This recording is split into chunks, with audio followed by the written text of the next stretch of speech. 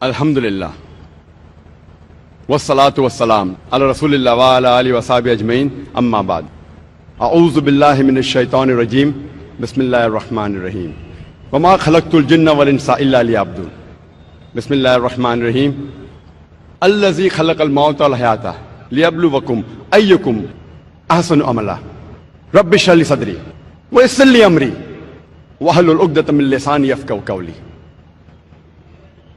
শ্রদ্ধেয় বিশেষজ্ঞগণ, বক্তাগণ, অতিথিবৃন্দ, শ্রদ্ধেয় গুরুজনেরা, প্রিয় ভাই ও বোনেরা এবং সেই লাখ লাখ দর্শক যারা টিভিতে বসে এই অনুষ্ঠানটা দেখছেন, আপনাদের স্বাগত জানাই ইসলামিক সম্ভাষণে। আসসালামু আলাইকুম ওয়া রাহমাতুল্লাহি ওয়া বারাকাতুহু। আল্লাহর দয়া, শান্তি এবং রহমত আপনাদের সবার উপরে বর্ষিত হোক। আজকে আমাদের এই 10 দিন ব্যাপী আন্তর্জাতিক কনফারেন্সের শেষ দিনে আমি আপনাদের সামনে শেষ লেকচারটা দিচ্ছি। আমার এই লেকচারের বিষয় হচ্ছে আমাদের এই জীবনের উদ্দেশ্যটা কি। আমাদের মধ্যে কতজন মানুষ আসলে এই ব্যাপারটা নিয়ে চিন্তা করেছেন যে আমাদের জীবনের উদ্দেশ্যটা কি? আমাদের মধ্যে কতজন এই ব্যাপারটা নিয়ে ভেবেছেন যে আমাদের এই অস্তিত্বের উদ্দেশ্যটা কি? আমরা এখানে কি করছি? এখানে কেন এসেছি? আসুন এবার এই ব্যাপারটা আমরা বিশ্লেষণ করে দেখি। আমি এখানে দর্শকদের অনুরোধ করব, আপনাদের মধ্যে কেউ যদি কখনো এটা চিন্তা করে থাকেন যে আপনার জীবনের উদ্দেশ্যটা কি, তাহলে দয়া করে হাত তোলেন। আমি জানতে চাচ্ছি এখানে দর্শকদের মধ্যে কতজন এটা নিয়ে চিন্তা করেছেন যে আমাদের জীবনের উদ্দেশ্যটা কি। এখান থেকে দেখতে পাচ্ছি 10-15 জন, খুব বেশি হলে 100 জন। এখানে প্রায় 1 লাখ মানুষ আছেন। এটা 0.1%-এরও কম। অনেকে হয়তো হাত তুলতে লজ্জা পাচ্ছেন, তারপর এটা বলতে পারি যে এই মানুষের মধ্যে 0.1%-এরও কম এই ব্যাপারটা নিয়ে চিন্তা ভাবনা করেছেন যে আমাদের জীবনের উদ্দেশ্যটা কি। এখন আমাদের জীবনের উদ্দেশ্যটা কি এটা নিয়ে জানা খুবই কি জরুরি। আপনাদের আমি একটা উদাহরণ দিচ্ছি। মনে করেন একজন লোক হাঁটতে হাঁটতে একটা মোড়ের উপরে আসলো, তখন সে আরেকজনকে জিজ্ঞেস করলো, এই রাস্তাটা কোন দিকে গেছে ভাই? সেই পথিক বলল, আপনি কোথায় যেতে চান? লোকটা বলল, যে কোনো জায়গায়। তখন পথিক বলবে, যে কোনো পথে চলে যান, কোনো সমস্যা হবে না। এখানে এই লোকটার কোনো উদ্দেশ্য নেই। লোকটা যেসব কাজ করে তার সেই কাজগুলো কোনো পার্থক্য সৃষ্টি করে না, কারণ সে কোনো গন্তব্যে যায় না।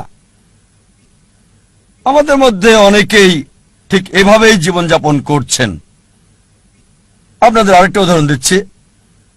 মনে করেন একজন বিল্ডার একটা বিল্ডিং বানাতে শুরু করলো। বিল্ডিং এর ভিত্তি বানানোর জন্য সে মাটিতে বড় একটা গর্ত তৈরি করলো। তাকে প্রশ্ন করা হলো, আপনার এই বিল্ডিংটা কত তলা পর্যন্ত হবে? সে বলল, আমি জানি না। বিল্ডিংটা কত স্কয়ার ফিট জুড়ে বানানো হচ্ছে? সে বলবে, চিন্তাই করিনি। সেই বিল্ডারের কোনো উদ্দেশ্যই নেই। একবার একজন লোক তার প্রতিবেশীকে বলল, আপনার কুকুরটা সব সময় গাড়ি দেখলে তার পিছনে ধাওয়া করে। ভাবছি এই কুকুরটা কখনো কি গাড়িটাকে ধরতে পারবে? প্রতিবেশী উত্তর দিল, কোনো গাড়িকে ধরতে পারবে কিনা সেটা নিয়ে ভাবছি না, আমি ভাবছি গাড়িটা ধরতে পারলে কুকুরটা তখন কি করবে। যে লোকটা বলছে কখনো ধরতে পারবে কিনা জানি না, সে বুঝতে পারছে না। আর প্রতিবেশী কুকুরটার মালিক, সে কিন্তু বুঝতে পারছে গাড়িটাকে ধরতে পারলে সে কুকুরটা তখন কি করবে। এখানে কুকুরটার উদ্দেশ্যটা কি? দুর্ভাগ্যজনকভাবে আমাদের অনেকেই আমাদের জীবনটাকে এভাবেই পার করে দিচ্ছি এই কুকুরটার মতোই। লোকজন গ্র্যাজুয়েশন করে, তাদের জিজ্ঞেস করবেন আপনি গ্র্যাজুয়েশন করছেন কেন, তারা কারণটা জানে না। কারণটা এই যে তারা গ্র্যাজুয়েট হতে চায়। গ্র্যাজুয়েশন শেষ করে আপনি কি করবেন সে বলল আমি জানি না। আমাদের বেশিরভাগই জীবনটাকে পার করছি গন্তব্য ছাড়া লোকটার মতো, অথবা সেই কুকুরটার মতো যে গাড়িকে ধরতে পেছনে ছুটছে কোনো উদ্দেশ্য ছাড়াই। আমাদের অনেকেই আমরা না বুঝেই অন্য মানুষের উদ্দেশ্যকে নকল করি। কোন ছাত্রকে প্রশ্ন করবেন আপনি কমার্স পড়ছেন কেন, সে উত্তর দেবে কারণ আমার বন্ধু কমার্স পড়ছে। আবার অনেকেই বিভিন্ন অভিনেতা আর মডেলদের নকল করার চেষ্টা করে, তারা এটা না বুঝেই করে। একবার এক লোক গ্রাম থেকে বোম্বেতে আসলো বড়লোক হওয়ার জন্য। তাকে একবার প্রশ্ন করা হলো যে আপনি বোম্বেতে আসলেন কেন। সে তখন বলল আমি হিন্দি সিনেমায় দেখেছি অমিতাভ বচ্চন খুব গরিব ছিল, তারপর বোম্বেতে এসে এক রাতের মধ্যে অনেক বড়লোক হয়ে গেল। এজন্য আপনারা প্রায় দেখবেন বোম্বের আশেপাশের এলাকা থেকে লোকজন বোম্বেতে চলে আসে যাতে সে এক রাতে ধনী হয়ে যেতে পারে। এই কারণে আমরা দেখতে পাই বোম্বেতে বস্তির সংখ্যা বেড়েই যাচ্ছে। অনেক সময় আপনারা দেখবেন যে অভিনেতা আর মডেলরা ব্র্যান্ড অ্যাম্বাসাডর হয়, বিভিন্ন পণ্যের মার্কেটিংও করে।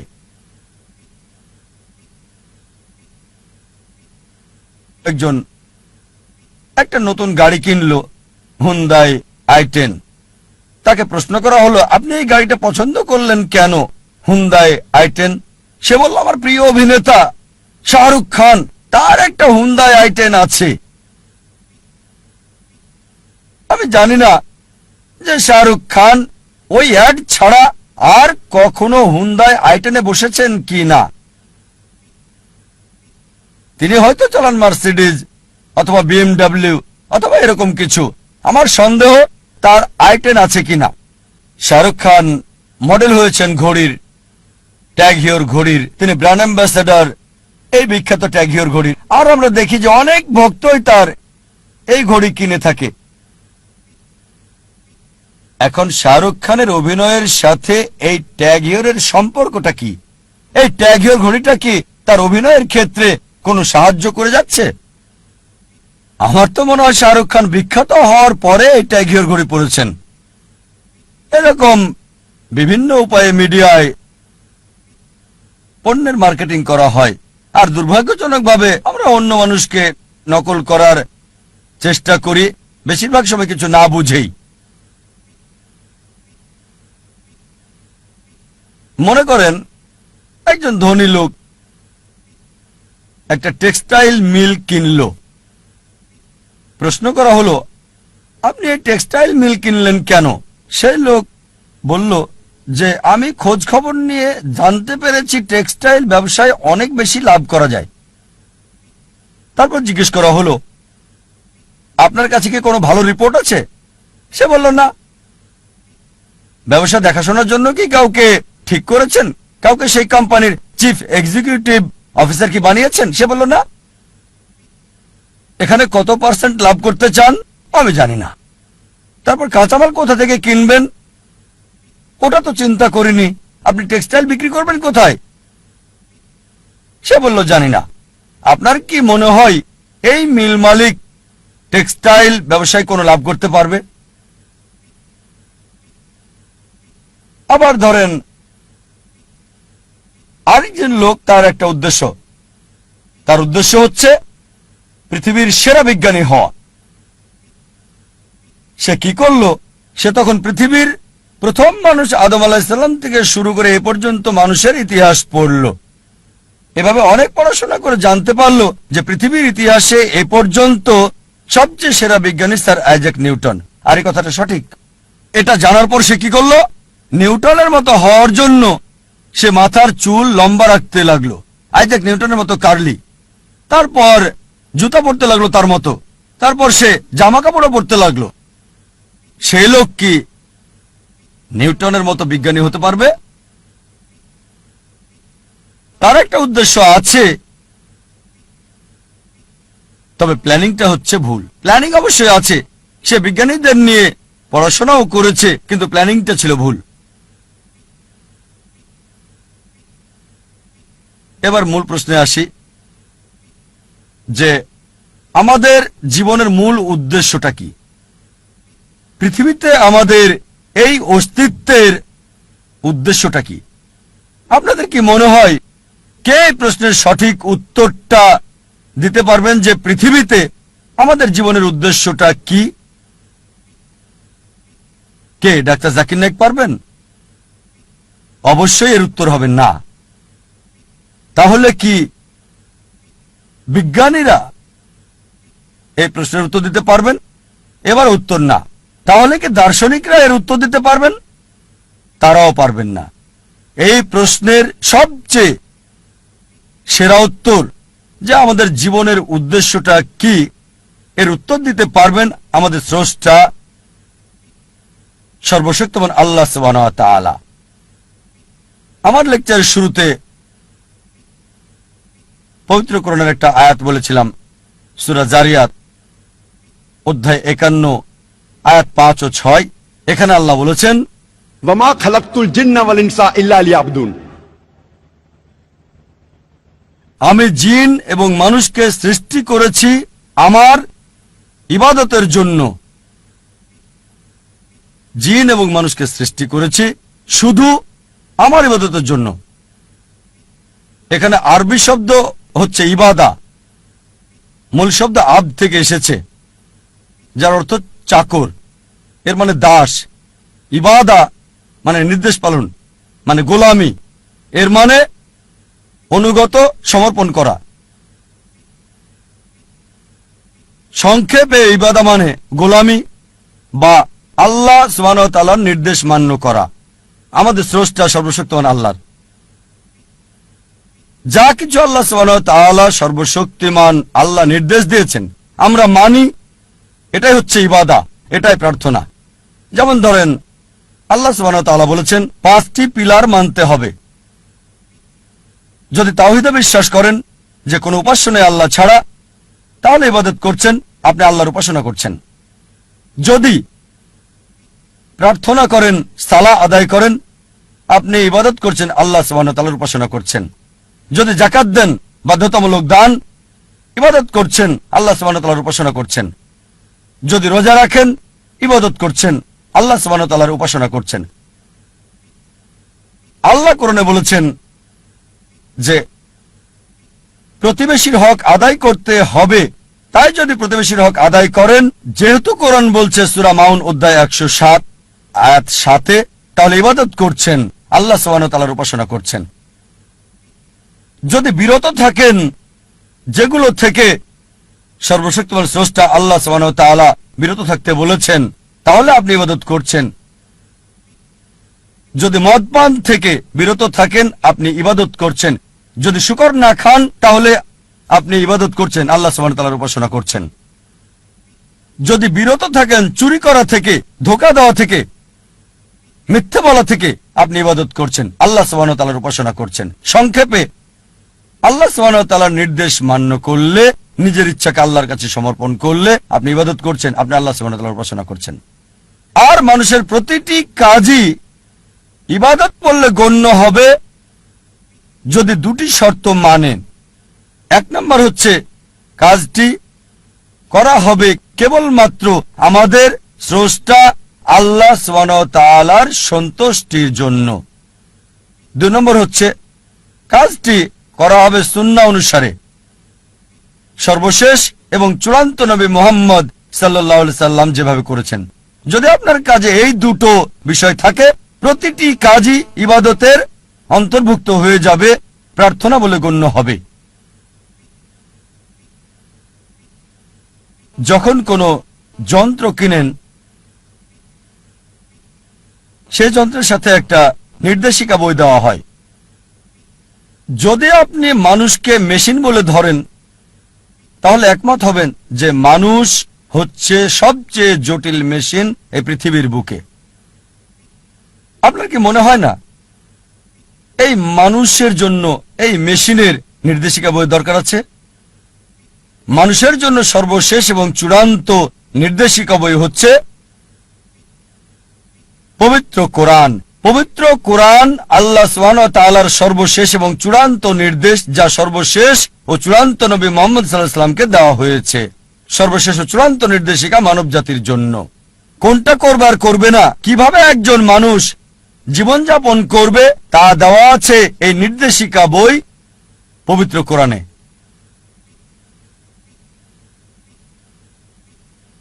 অনেকে আমাকে প্রশ্ন করে, কেন সর্বশক্তিমান আল্লাহ ইবাদত চান আমাদের?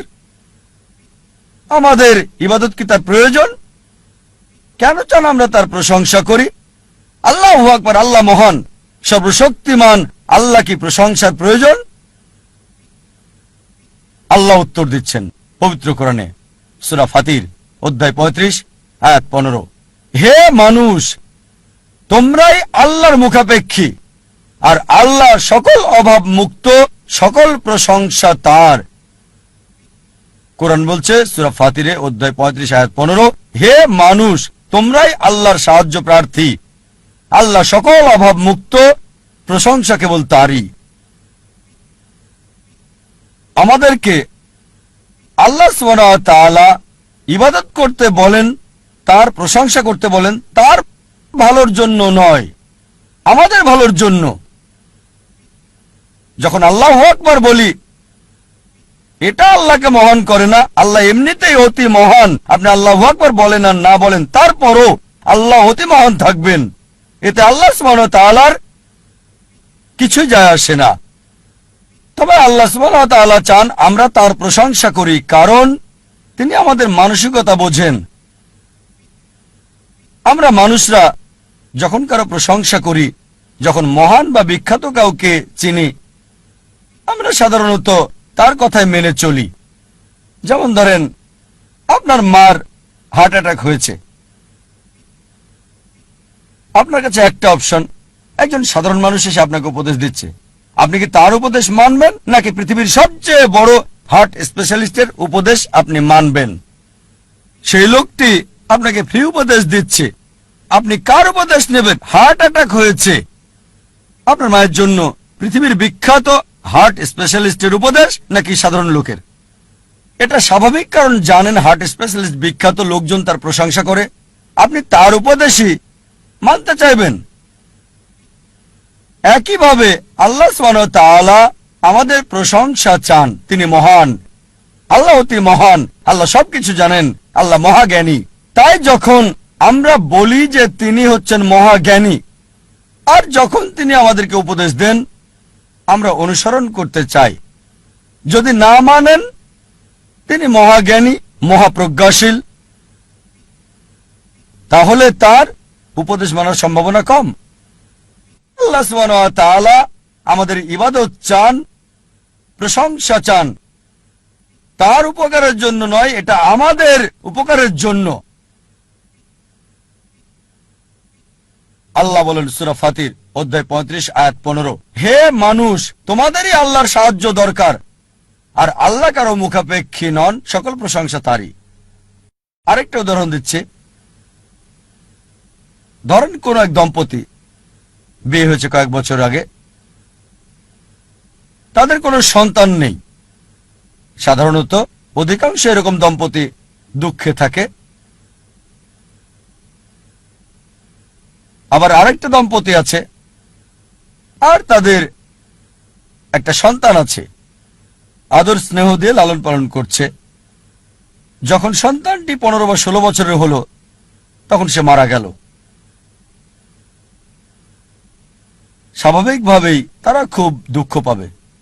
প্রথম দম্পতি যাদের সন্তান নেই তারা দুঃখে থাকে, তবে দ্বিতীয় দম্পতি মানে যাদের সন্তান আছে, লালন পালন করার পর টিনেজ হওয়ার পর বাচ্চাটি মারা গেল, তারা আরো বেশি দুঃখ পাবে।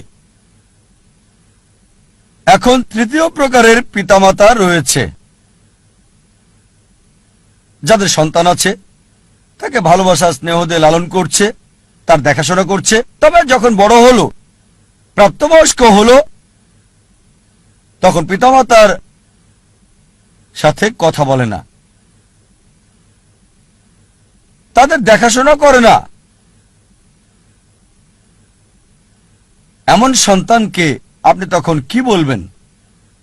অবশ্যই আপনি তাকে বলবেন অমানবিক, অবিবেচক বলবেন, অকৃতজ্ঞ বলবেন। সবাই এটা মানবেন যে যদি আপনার পিতামাতা স্নেহ ভালোবাসা দিয়ে আপনাকে লালন পালন করে, দেখাশোনা করে, সবকিছু আপনাকে দেয়, বড় হলেন, প্রাপ্তবয়স্ক হলেন, তখন আর কথা বলেন না, খোঁজ খবর নেন না, এমনকি দেখাও করেন না, অবশ্যই এমন সন্তানকে বলবেন অবিবেচক, অকৃতজ্ঞ, এরা নিষ্ঠুর। এটা যদি মানেন তাহলে চিন্তা করেন ওই সকল মানুষকে কি বলবেন যারা স্রষ্টার প্রতি অকৃতজ্ঞ। আমাদের স্রষ্টা আল্লাহ সুবহানাহু ওয়া তাআলা সর্বশক্তিমান আল্লাহ শুধু আমাদেরকে সৃষ্টি করেননি, আমাদের পিতামাতাকেও তিনি সৃষ্টি করেছেন। আপনার কি মনে হয় না ধন্যবাদ দেওয়া উচিত আল্লাহ সুবহানাহু ওয়া তাআলাকে? তার অনুগত হওয়া উচিত কিনা? আমাদের মধ্যে কতজন আল্লাহর প্রতি কৃতজ্ঞতা প্রকাশ করে তার অনুগ্রহের জন্য, তার দয়ার জন্য যা আমাদের উপর তিনি করেছেন? কয়জন আমাদের মধ্যে? সর্বশক্তিমান স্রষ্টা আল্লাহ সুবহানাহু ওয়া তাআলা আমাদের জীবন দিয়েছেন, এই পৃথিবীর কল্যাণ দিয়েছেন, খাদ্য, বস্ত্র, আশ্রয় দিয়েছেন। চিন্তা করতে পারেন যদি কয়েক দিনের জন্য পানি না পান, স্বাভাবিকভাবে মারা যাবেন। কয়জন আমরা আমাদের স্রষ্টাকে কৃতজ্ঞতা জানিয়েছি আল্লাহ সুবহানাহু ওয়া তাআলার প্রতি, যিনি আমাদের এই পানি দিয়েছেন? কখনো কি চিন্তা করেছেন যে বাতাস আমরা নিঃশ্বাস নিই, যদি কয়েক মিনিটের জন্য বাতাস না পাই কি অবস্থা হবে? অবশ্যই মারা যাব। কয়জন আমরা স্রষ্টাকে ধন্যবাদ দিয়েছি আল্লাহ সুবহানাহু ওয়া তাআলাকে এই বাতাসের জন্য?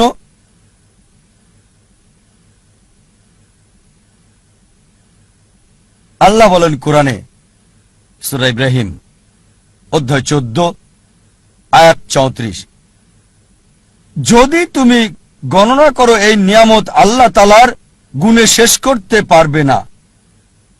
আর মানুষ আসলেই অবিবেচক, অকৃতজ্ঞ। আল্লাহ কোরআনে বলেন সূরা আদিয়াত অধ্যায় 100 আয়াত 6, ইন্নাল ইনসানা লিরাব্বিহি লাকানুদ। বস্তুত মানুষ তার প্রতিপালকের প্রতি বড়ই অকৃতজ্ঞ। আল্লাহ অনেক জায়গায় বলেছেন যে বস্তুত মানুষ তার রবের প্রতি অকৃতজ্ঞ। আল্লাহ সুবহানাহু ওয়া তাআলা আমাদের প্রশংসা আর উপাসনা চান তার নিজের জন্য নয়, আমাদের কল্যাণের জন্যই, মানুষের কল্যাণের জন্য। চিন্তা করেন যখন আল্লাহ সুবহানাহু ওয়া তাআলা দেখেন যে আপনি তার উপদেশ মানছেন, এটা সৃষ্টির কল্যাণ করছে, তিনি খুশি হন। যেমন ধরেন একজন ডাক্তার ফ্রি চিকিৎসা দিচ্ছেন, তিনি ফ্রি উপদেশ দিচ্ছেন গরিব রোগীদের। এবার দেখেন যদি সেই রোগী ডাক্তারের দেওয়া পরামর্শ না মানে, ডাক্তারের কেমন লাগবে? আর যদি ডাক্তারের উপদেশ মানে, এতে ডাক্তারের উপকার হবে না, কারণ তিনি ফি দিচ্ছেন। উপকার হবে আপনার। আর যখন তার উপদেশ মানেন, ডাক্তার খুশি হয়, অন্তত আমার রোগী এখন ভালো আছে। আল্লাহ সুবহানাহু ওয়া তাআলা ডাক্তারেরও ডাক্তার, বড় ডাক্তার। বলা হয়েছে হুয়া শাফি, তিনি সুস্থ করেন। যখনই তার উপাসনা করেন, তার আদেশ মানেন, আল্লাহ সুবহানাহু ওয়া তাআলা খুশি হন, কারণ যখনই তার প্রশংসা করেন, আদেশ মানেন, এটা তার সৃষ্টির জন্য ভালো, মানব জাতির জন্য ভালো, এটা আল্লাহ সুবহানাহু ওয়া তাআলাকে খুশি করে। আল্লাহ এজন্য খুশি হন না যে উপাসনা করছেন, প্রশংসা করছেন, তিনি খুশি হন কারণ এটা মানব জাতির উপকার করছে তার সৃষ্টির। এমনকি যখন পাপ করেন, অপরাধ করেন, পরক্ষণে অনুতপ্ত হন, তার কাছে ক্ষমা প্রার্থনা করেন, আল্লাহ সুবহানাহু ওয়া তাআলা সাথে সাথে ক্ষমা করে দেন। আল্লাহ কোরআনে অনেক জায়গায় বলেছেন ওয়াল্লাহু গফুরুর রহিম, আর আল্লাহ অতি ক্ষমাশীল, অতি দয়ালু। অনেক জায়গায় বলেছেন, সূরা নিসা অধ্যায় 4 আয়াত নাম্বার 25, সূরা মাইদা অধ্যায় 5 আয়াত নাম্বার 74, সূরা হিজর অধ্যায় 15 আয়াত 49, সূরা নাহল অধ্যায় 16 আয়াত 119, সূরা আল জুমার অধ্যায় 39 আয়াত 53, সূরা বুরুজ অধ্যায় 85 আয়াত 14। ওয়াল্লাহু গফুরুর রহিম, নিশ্চয় আল্লাহ অতি ক্ষমাশীল, পরম দয়ালু। যদিও তাকে মানছেন না, তাকে অমান্য করছেন, তার আদেশ মানছেন না, যখনই অনুতপ্ত হবেন, আল্লাহর কাছে তওবা করবেন, আল্লাহ মাফ করে দেবেন আর খুশি হবেন। তিনি খুশি হন যে আপনি ভুল করেছেন। এই মানুষ তো আমরা তারই সৃষ্টি, তিনি ক্ষমা করবেন। আল্লাহ কোরআনে বলেছেন সূরা নিসা অধ্যায় 4 আয়াত 48 এবং সূরা নিসা অধ্যায় 4 আয়াত 116, যদি আল্লাহ চান যে কোনো গুনাহ ক্ষমা করবেন, তবে শিরক করার গুনাহ, আল্লাহর সাথে শরীক করা, আল্লাহর সাথে অংশীদার করা, আল্লাহ কখনোই ক্ষমা করবেন না। যদি কেউ শিরক করে থাকে, তার সাথে কাউকে অংশীদার করে, সে সবচেয়ে জঘন্য পাপ করেছে। তাই আল্লাহ সুবহানাহু ওয়া তাআলা চাইলে যে কোনো গুনাহ ক্ষমা করবেন, তবে শিরক ছাড়া। যদি মুশরিক হয়ে মারা যান, যদি আল্লাহর সাথে শরীক করে কাউকে মারা যান আর মৃত্যুর আগে তওবা না করে যান, যদি ক্ষমা না চান, আল্লাহ কখনোই ক্ষমা করবেন না। তাই সবচেয়ে বড় একটা পাপ, যেটা থেকে মানব জাতিকে বেঁচে থাকতে হবে, এক নম্বর হচ্ছে শিরক, আল্লাহ সুবহানাহু ওয়া তাআলার সাথে শরীক করা, সর্বশক্তিমান আল্লাহর সাথে অংশীদার করা। লোকজন প্রায় জিজ্ঞেস করে, আমরা বুঝলাম আল্লাহ মানুষ সৃষ্টি করেছেন ইবাদতের জন্য, তবে মানব জাতির আলাদা আর বিশেষত্বই বাকি, কেন আমাদের সৃষ্টি করেছেন? মানব জাতি হচ্ছে আল্লাহ সুবহানাহু ওয়া তাআলার অদ্বিতীয় সৃষ্টি, আল্লাহ সুবহানাহু ওয়া তাআলার সেরা সৃষ্টি। মানব জাতি এবং জিন হচ্ছে একমাত্র সৃষ্টি যাদেরকে ইচ্ছার স্বাধীনতা দেওয়া হয়েছে। আল্লাহ সুবহানাহু ওয়া তাআলার সকল সৃষ্টি তাদের ইচ্ছাকে সমর্পণ করেছে সর্বশক্তিমান আল্লাহর কাছে। আল্লাহ সুবহানাহু ওয়া তাআলার কাছে তাদের ইচ্ছা স্বাধীনতা নেই। তারা আল্লাহকে 100% মানে, তাদের কোনো পছন্দ নেই। তবে মানব জাতি আর জিনের সুযোগ রয়েছে মানা অথবা না মানার আল্লাহ সুবহানাহু ওয়া তাআলাকে। আল্লাহ কোরআনে বলেছেন সূরা 3 অধ্যায় 95 আয়াত 4, নিশ্চয়ই আমি মানুষকে সৃষ্টি করেছি উত্তম আকৃতি দিয়ে। লাকাদ খালাকনাল ইনসানা ফি আহসানি তাকওয়িম, নিশ্চয়ই মানুষকে অতি উত্তম গঠনে সৃষ্টি করেছি। মানব জাতি আল্লাহ সুবহানাহু ওয়া তাআলার সেরা সৃষ্টি। উত্তম আকৃতিতে সৃষ্টি করা ছাড়াও আমরা একক, আমাদের সুযোগ আছে মানা এবং না মানার, আল্লাহ সুবহানাহু ওয়া তাআলাকে ইচ্ছার স্বাধীনতা দেওয়ার পর যদি আপনি আল্লাহ সুবহানাহু ওয়া তাআলার নির্দেশ মানেন, আপনি ফেরেশতাদের চেয়েও উত্তম। কারণ ফেরেশতাদের ইচ্ছার স্বাধীনতা নেই, তারা সর্বশক্তিমান আল্লাহকে মানে স্বাধীন ইচ্ছা ছাড়া। তাই যখন পূর্ণ স্বাধীনতার পরও আপনি মানেন এবং তার কাছে নিজের ইচ্ছাকে সমর্পণ করেন, আপনি ফেরেশতাদের চেয়ে উত্তম। অনেকেই বলে থাকে, ও এই লোকটি ফেরেশতা। এর দুটো মানে হয়, একটা হতে পারে অপমান করা, কারণ মানুষ ফেরেশতার চেয়ে উত্তম। আবার এর মানে হতে পারে আপনি মানুষ, আপনাকে স্বাধীন ইচ্ছা দেওয়া হয়েছে, আর আপনি আল্লাহর নির্দেশ মানছেন ফেরেশতাদের মতো, এটাই আপনাকে শ্রেষ্ঠ করেছে। একজন মানুষ ফেরেশতার মতো আল্লাহকে মানছে, এটাই তার মর্যাদা বৃদ্ধি করে দেয়। আর যদি আল্লাহ সুবহানাহু ওয়া তাআলাকে অমান্য করেন, যদি তার নির্দেশ না মানেন, তাহলে আপনি শয়তানের সহযোগী হচ্ছেন, শয়তান হয়ে যাচ্ছেন। তাই মানুষের পছন্দের সুযোগ আছে। আল্লাহ সুবহানাহু ওয়া তাআলার নির্দেশ মেনে ফেরেশতাদের চেয়ে উত্তম হতে পারে, আর অমান্য করে শয়তান হতে পারে। পছন্দ আপনার।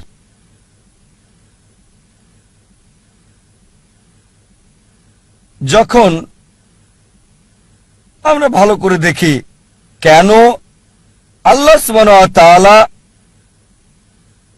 আমাদের সৃষ্টি করেছেন, এর কারণ আমরা সৃষ্টির সেরা। আমাদের সুযোগ আছে আল্লাহকে মানার এবং না মানার সুযোগ। যদি মানেন ফেরেশতাদের চেয়ে উত্তম, যদি না মানেন শয়তান হয়ে যাবেন। আর আল্লাহ বলেন এই জীবন আমাদের জন্য পরীক্ষা। আমি আলোচনা শুরু করেছিলাম করোনার একটা আয়াত দিয়ে, সূরা মুলক অধ্যায় 67 আয়াত 2। আল্লাহ বলেছেন, আল্লাযী খালাকাল মাউতা ওয়াল হায়াতা লিয়াবলুয়াকুম আইয়ুকুম আহসানু আমালা। আল্লাহ সৃষ্টি করেছেন জীবন এবং মৃত্যু তোমাদের পরীক্ষার জন্য, কে তোমাদের মধ্যে উত্তম আমলকারী। আল্লাহ জীবন মৃত্যু দিয়েছেন পরীক্ষা করার জন্য, মানুষের মধ্যে কে উত্তম আমল করে। তাই এই জীবনটা হচ্ছে আখিরাতের জন্য পরীক্ষা। আল্লাহ বলেন সূরা আল ইমরান অধ্যায় 3 আয়াত 185, কুল্লু নাফসিন যায়কাতুল মউত। প্রত্যেক প্রাণী মৃত্যুর স্বাদ গ্রহণ করবে। আপনার চূড়ান্ত ফয়সালা দেওয়া হবে বিচারের দিনে। যে মানুষই আগুন থেকে রক্ষা পাবে তাকে কল্যাণময় উদ্যানে প্রবেশ করানো হবে। জীবনের উদ্দেশ্যে যে মানুষ সফল হয়েছে, অবশ্যই দুনিয়ার এই জীবন ছলনা ছাড়া আর কিছুই না। আল্লাহ কোরআনে বলেন সূরা বাকারা অধ্যায় 2 আয়াত 155, নিশ্চিত যেন আমি তোমাদেরকে পরীক্ষা করব ভয় দিয়ে, ক্ষুধা দিয়ে, অথবা সম্পদের ক্ষতি দিয়ে, জানের ক্ষতি দিয়ে, জমিনের ক্ষতি দিয়ে, তাদের জন্য সুসংবাদ যারা ধৈর্য ধারণ করে। আল্লাহ সুবহানাহু ওয়া তাআলা আমাদের জীবন মৃত্যু সৃষ্টি করেছেন পরীক্ষা করার জন্য, যে মানুষের মধ্যে কে উত্তম আমলকারী। আর অবশ্যই আল্লাহ পরীক্ষা করবেন ভয় দিয়ে, ক্ষুধা দিয়ে, মালের ক্ষতি দিয়ে, জীবনের ক্ষতি দিয়ে, আর সারা জীবনের অর্জন দিয়ে, ফসলের ক্ষতি দিয়ে। বিভিন্ন মানুষকে বিভিন্নভাবে পরীক্ষা করেন। আল্লাহ কোরআনে বলেন যে আল্লাহ সুবহানাহু ওয়া তাআলা কিছু কিছু মানুষকে বেশি অনুগ্রহ করে থাকেন অন্যদের তুলনায়।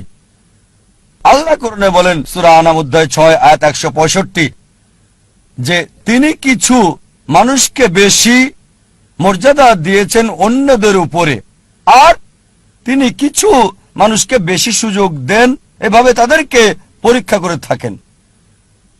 তাই যদি আল্লাহ মর্যাদা দেন আর আপনাকে পুরস্কৃত করেন, আপনাকে প্রাচুর্য দেন, প্রস্তুত হন, আল্লাহ আপনাকে পরীক্ষা করছেন। আল্লাহ কোরআনে বলেন সূরা আনফাল অধ্যায় 8 আয়াত 28 যে তোমাদের সম্পদ, তোমাদের সন্তান তোমাদের জন্য পরীক্ষা। যে সম্পদ আল্লাহ আপনাকে দিয়েছেন, যে সন্তান আল্লাহ আপনাকে পরীক্ষা করছেন সেগুলো দিয়ে। আল্লাহ বলেন সূরা মুনাফিকুন অধ্যায় 63 আয়াত নম্বর 9, তোমার সম্পদ আর সন্তান যেন তোমাকে ভুলিয়ে না দেয় সৃষ্টিকর্তা আল্লাহ সুবহানাহু ওয়া তাআলার কথা। আল্লাহ কোরআনে বলেন সূরা আনকাবুত অধ্যায় 29 আয়াত 2 যে মনে করো না মুখে বললেই হবে আমি বিশ্বাস করি আর আল্লাহ পরীক্ষা করবেন না। শুধু মুখে বললে আমি মুসলিম, আমি বিশ্বাসী, আমি মুমিন। আল্লাহ বলছেন কোরআনে মনে করো না যে আল্লাহ তোমাকে পরীক্ষা করবেন না।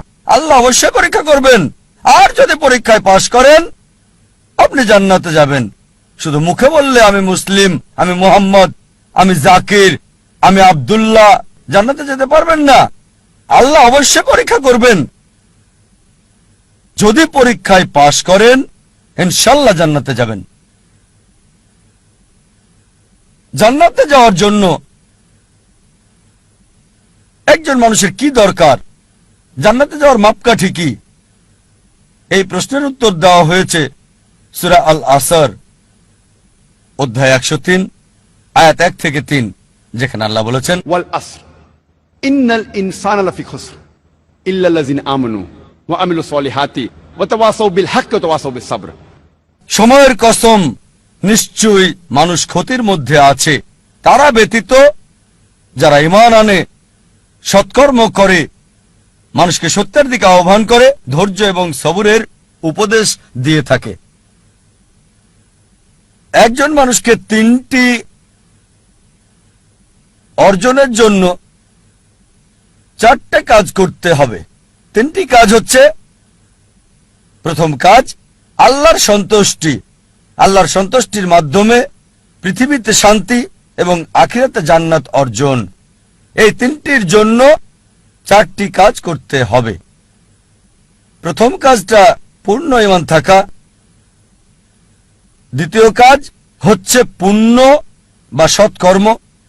তৃতীয় কাজ হচ্ছে দাওয়া, সত্যের দিকে মানুষকে আহ্বান করা। আর চতুর্থ কাজ হবে ধৈর্য এবং সবর, মানুষকে ধৈর্য আর সবরের কথা বলা। যে কোনো মানুষকে আল্লাহর সন্তুষ্টি অর্জন করতে হলে, দুনিয়াতে কল্যাণ চাইলে এবং বেহেশতে যেতে চাইলে তার ঈমান থাকতে হবে, খাঁটি ঈমান। তার থাকতে হবে আমালে সালিহাত, সৎকর্ম, খোদাভীরুতা। থাকতে হবে ওয়া তাওয়াসাবিল হক, করতে হবে ওয়া তাওয়াসাবিল হক, মানুষকে সত্যের দিকে ডাকা মানে সত্য প্রচার। আর ওয়া তাওয়াসাবিস সাবর, মানুষকে ধৈর্য আর সবরের দিকে আহ্বান করবে। এই 3টি পাওয়ার জন্য আপনাকে 4টি মানতে হবে।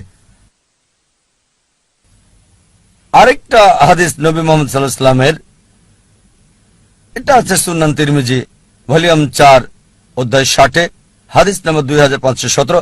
আনাস ইবনে মালিক রাদিয়াল্লাহু আনহু তিনি বলেছেন, একবার এক লোক নবীজিকে জিজ্ঞেস করলো, আমি কি আমার উটটাকে বেঁধে রাখবো নাকি আল্লাহর উপর ভরসা করে ওটাকে আমি ছেড়ে দেব? উট ছেড়ে দেব আর আল্লাহর উপর ভরসা করব? নবীজি বললেন, বেঁধে রাখো, বেঁধে রেখে আল্লাহর উপর ভরসা করো। তার মানে এই না যে আপনি উটটাকে দেবেন ছেড়ে আর বলবেন আল্লাহর উপর বিশ্বাস আছে, তাওয়াক্কালতু আলাল্লাহ, আল্লাহর উপর ভরসা। দরজা খোলা রেখে চলে যেতে পারেন না, আর বলতে পারেন না যে আল্লাহর উপর ভরসা, চোর ডাকাত আসবে না। দরজা বন্ধ রেখে আল্লাহর উপর ভরসা রাখতে হবে। আল্লাহর উপর ভরসা করা জরুরি, আল্লাহর সমস্ত নির্দেশাবলী মানাও জরুরি। আর সফলতার জন্য আল্লাহর উপর ভরসা খুবই জরুরি। আল্লাহ কোরআনে বলেন সূরা আল ইমরান অধ্যায় 3 আয়াত 160, যদি আল্লাহ চান কেউ পেছনে ফেলতে পারবে না, আর তিনি সাহায্য না করলে কে আছে এমন যে সাহায্য করবে? আর মুমিন লোকগণ কেবল আল্লাহর উপরে ভরসা করেন। আল্লাহ বলেন সূরা আনকাবুত অধ্যায় নম্বর 29 আয়াত নম্বর 69 যে যদি চেষ্টার সংগ্রাম করো আল্লাহ সুবহানাহু ওয়া তাআলার পথে, তিনি পথ খুলে দেবেন। আল্লাহ আরো বলেন সূরা নাহাল অধ্যায় 17 আয়াত 43 এবং সূরা আম্বিয়া অধ্যায় 21 আয়াত 7 ফাসআলু আহলে যিকরি ইন কুনতুম লা তা'লামুন। যদি তোমরা না জানো তাকে জিজ্ঞেস করো যে জানে, তার কাছে যার জ্ঞান আছে।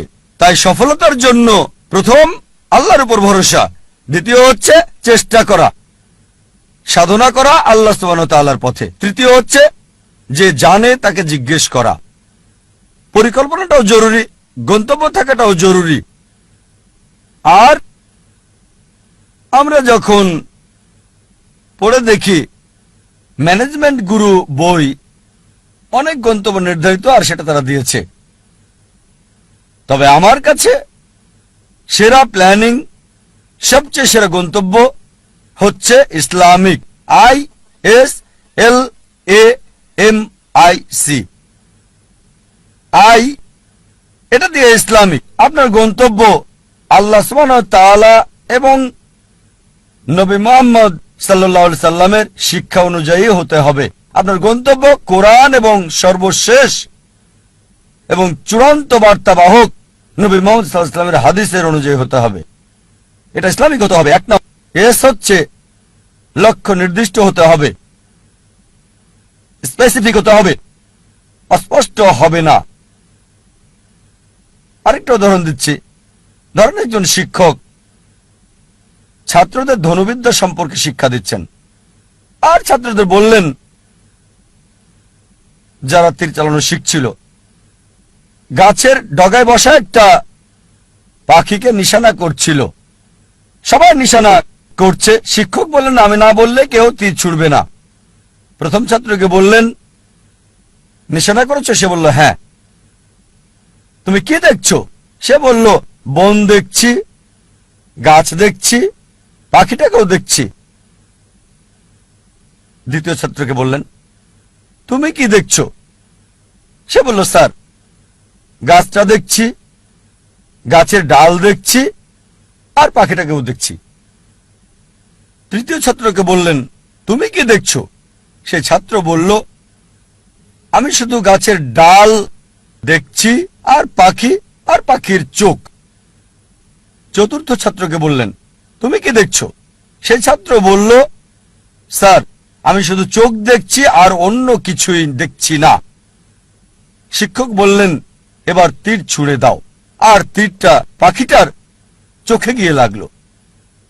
আপনার লক্ষ্য স্পেসিফিক হতে হবে, নির্দিষ্ট হতে হবে। কোন ভ্রমণকারীর মতো হলে হবে না, যার কোনো উদ্দেশ্য নেই।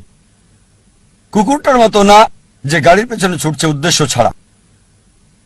তৃতীয় বিষয় এল দিয়ে বোঝাচ্ছে এটা লাভজনক হতে হবে। প্রথমত পরকালের জন্য লাভজনক হতে পারে আখিরাতে, আবার এটা আমাদের জন্য সমানভাবে লাভজনক হতে পারে এই পৃথিবীতেও। তবে গুরুত্ব হচ্ছে আখিরাত। আল্লাহ কোরআনে বলেন সূরা বাকারা অধ্যায় 2 আয়াত 201, রব্বানা আতিনা ফিদ দুনিয়া হাসনাতাও ওয়া ফিল আখিরাতি হাসনাতাও ওয়া কিনা আযাবান নার। হে আল্লাহ আমাদের কল্যাণ দাও দুনিয়া এবং আখিরাতের, আর দোজখের আগুন থেকে রক্ষা করো। সুতরাং লাভজনক হতে হবে, উপকার থাকতে হবে, প্রথমত পরকালের, তারপর এই দুনিয়া। তবে বেশি গুরুত্ব হচ্ছে আখিরাতের, তারপর দুনিয়ার। এমন যেন না হয় যে দুনিয়ার লাভ আখিরাতের লাভকে নষ্ট করে দেবে। চতুর্থ হচ্ছে এ দিয়ে তীক্ষ্ণ বোঝাবে, যথাযথ হতে হবে, সঠিক হতে হবে, লক্ষ্য সুতীক্ষ্ণ যথাযথ হবে। এম হচ্ছে পরিমাপ, লক্ষ্যটা পরিমাপযোগ্য হতে হবে। পরিমাপযোগ্য হতে হবে, নির্দিষ্ট হতে হবে। নির্দিষ্ট হওয়ার পর এর একটা সীমা থাকতে হবে। যেমন ধরেন একজন নির্মাতা বলল আমি পৃথিবীর সবচেয়ে উঁচু দালান তৈরি করতে চাই। লক্ষ্য নির্দিষ্ট, তবে সীমা নির্ধারণের জন্য সে জরিপ চালাবে পৃথিবীর সবচেয়ে উঁচু দালান কোনটি। আর সে জানল বুর্জ আল খলিফা, এর উচ্চতা 828 মিটার, নির্দিষ্ট। এখন তার লক্ষ্য হচ্ছে তাকে এমন দালান বানাতে হবে যেটার উচ্চতা 828 মিটার চেয়ে বেশি। এটা হচ্ছে নির্দিষ্ট আর পরিমাপযোগ্য। যদি পরিমাপযোগ্য হয় মনিটর করা যাবে কতটুকু তৈরি করেছেন, আপনার লক্ষ্যের কতটুকু কাছে গেছেন আপনি। এরপর হচ্ছে নিয়ত। আমাদের প্রিয় নবীজি মুহাম্মদ সাল্লাল্লাহু আলাইহি ওয়াসাল্লাম বলেছেন, এটা হচ্ছে সহিহ বুখারীতে ভলিউম নাম্বার 1 অধ্যায় নাম্বার 1 বুক অফ ফেথ হাদিস নাম্বার 1, বুখারীর প্রথম হাদিস। ইন্নামাল আমালু বিন্নিয়া। আপনার কর্ম বিবেচনা করা হবে নিয়তের উপর। আপনার নিয়তের উপর পুরস্কৃত হবেন। আপনার নিয়তটা যেন হয় আল্লাহ এবং রাসূলুল্লাহ সাল্লাল্লাহু আলাইহি সাল্লামের সন্তুষ্টির জন্য। বিখ্যাত হওয়া, জনপ্রিয় হওয়া কারো ইচ্ছা থাকা উচিত না। যদি বিখ্যাত হওয়া উদ্দেশ্য হয় তাহলে আপনার লক্ষ্যটা ভুল। যদি উদ্দেশ্য হয় সন্তুষ্টি অর্জন আল্লাহ, আমাদের স্রষ্টা এবং রাসূলের, অবশ্যই আপনাকে আখিরাতে পুরস্কার দেওয়া হবে। আর ইনশাআল্লাহ আল্লাহ এই পৃথিবীতেও আপনাকে কল্যাণ দান করবেন। এটা ধারাবাহিকভাবে হতে হবে লক্ষ্য অর্জন পর্যন্ত। যদি লক্ষ্য অর্জনের সময় সীমিত হয় বা সীমিত না হয়, সবসময় ধারাবাহিক হতে হবে। যেমন ধরেন, আপনার লক্ষ্য হচ্ছে রমজান মাসে অন্তত কোরআন পড়তে চান প্রতিদিন 1 পারা, তা আপনার টার্গেট আছে প্রতিদিন 1 পারা পড়বেন। এভাবে ধারাবাহিক প্রতিদিন রমজান মাসে কোরআনের 1 পারা করে আপনি পড়েন। রমজান শেষে পুরো কোরআন হবে শেষ অন্তত 1 বার। যদি সময় সীমিত না হয়, হয়তো বলতে পারেন আমি প্রতিদিন করে পড়তে চাই। একটা টার্গেট সেট করলেন, প্রতিদিন পড়বেন আধা পারা বা হতে পারে 1 পারা। এভাবে শুরু করলেন। যখন আপনি শুরু করলেন এই পড়াটা আধা পারা বা 1 পারা একদিনে, আর জীবনের শেষ দিন পর্যন্ত এভাবে ধারাবাহিক হলেন, আমাদের প্রিয় নবীজি মুহাম্মদ সাল্লাল্লাহু আলাইহি ওয়াসাল্লাম বলেছেন, এটা আছে সহিহ মুসলিম ভলিউম 1 বুক অফ সালাহ অধ্যায় 272 হাদিস নম্বর 1711। তিনি বলেছেন যে এক লোক নবীজির কাছে বলল, সবচেয়ে ভালো কাজ কোনটি যা আল্লাহ পছন্দ করেন? নবীজি বললেন, আল্লাহ সেই কাজ পছন্দ করেন যেটা ধারাবাহিকভাবে করা হয়, সেটা ছোট কাজ হলেও। একবারে অনেক কাজ করাচ্ছে ধারাবাহিকভাবে কম করাটা ভালো। তাই যে কাজটা নিয়মিত করা হয় সেই কাজটা একবারে অনেকগুলো কাজ করাচ্ছে বেশি ভালো। তাই লক্ষ্যটা হতে হবে ইসলামিক। প্রথমটা ইসলামিক, দ্বিতীয়টা সুনির্দিষ্ট প্রাসঙ্গিক, তৃতীয় লাভজনক কল্যাণকর, চতুর্থ তীক্ষ্ণ যথাযথ, পঞ্চম পরিমাপযোগ্য যা মনিটর করা যাবে, ষষ্ঠ হচ্ছে নিয়ত আল্লাহর সন্তুষ্টির জন্য হতে হবে, সপ্তম ধারাবাহিক হতে হবে। আরেকটা উদাহরণ দিচ্ছি। আমরা অনেকে উইলমা রুডলফের ইতিহাস জানি। উইলমা রুডলফ একজন মেয়ে যে শৈশব থেকেই ভয়ানক রোগ পোলিওতে আক্রান্ত ছিল, আর ডাক্তার তার পায়ে ব্রেস লাগিয়ে রাখত। ডাক্তার বলল, এই মেয়ে কখনোই হাঁটতে পারবে না। তার মা তাকে উৎসাহ দিত আর বলতো, উইলমা তুমি যা করতে চাও তাই তুমি করতে পারো। এভাবে মা মেয়েকে উৎসাহ দিত। উইলমার বয়স যখন 9, তখন পায়ের ব্রেস খুলে ফেলে সে পৃথিবীর দ্রুততম মানবী হতে চায়। এটা ছিল তার ইচ্ছা, ছিল তার লক্ষ্য। 9 বছর বয়সে ব্রেস খুলে ফেলার পর 13 বছর বয়সে জীবনের প্রথমবারের মতো দৌড়ে অংশগ্রহণ করল সে, এবং পরাজিত, সবার শেষ অবস্থান। তবে তারপরও সে ধারাবাহিক চেষ্টা চালিয়ে যাচ্ছে, হেরে যাচ্ছে, আবার চেষ্টা করছে। একসময় অলিম্পিকে খেলার যোগ্যতা সে অর্জন করেছে। এটা বাস্তব গল্প, কোনো বানানো গল্প না, মনোরঞ্জনের গল্প না। যখন অলিম্পিকে খেলতে আসলো 1960 সালের অলিম্পিকে মহিলাদের 100 মিটার দৌড়ে সে প্রথম হয়েছিল, স্বর্ণপদক পেল। 200 মিটার দৌড়েও মহিলাদের মধ্যে স্বর্ণপদক পেল। সে 400 মিটার দৌড়েও স্বর্ণপদকটা জয় করে নিল। 100 গুণ 4 মহিলাদের মধ্যে 1960 সালের অলিম্পিকে সে 3টি সোনা জিতেছিল এবং ইতিহাস রচনা করেছিল। একজন প্যারালাইজড, একজন অচল মহিলা, পোলিও আক্রান্ত, সে পৃথিবীর দ্রুততম মানবী হল 1960 সালের জন্য। আমরা দেখলাম যে উইলমা লক্ষ্য স্থির করেছে, আর যদি ম্যানেজমেন্ট গ্রুপ বই পড়েন এই বিষয়গুলো তাতে আছে। স্মার্ট গোল বইয়ে আছে, বিস্তারিত আমি বলছি না। তবে চলুন দেখি সে কতটুকু মূল টার্গেট পূর্ণ করেছে ইসলামিক ভাবে। প্রথম হচ্ছে লক্ষ্যটাকে ইসলামিক ছিল, লক্ষ্যটাকে কোরআন সুন্নাহ অনুযায়ী ছিল। তার ব্যক্তিগত জীবন জানি না, তবে এটা জানি সে মুসলিম না। স্রষ্টার জন্য করেছিল কিনা সেটাও জানি না। দ্বিতীয় হচ্ছে লক্ষ্যটাকে নির্দিষ্ট, হ্যাঁ নির্দিষ্ট। সে পৃথিবীর দ্রুততম মানবী হতে চেয়েছে। এটা লাভজনক, কল্যাণকর, হ্যাঁ এই পৃথিবীর জন্য লাভজনক। সুনাম পেয়েছে, সম্মান পেয়েছে। তবে আখিরাতের ব্যাপারে আল্লাহ জানেন, আমি জানি না।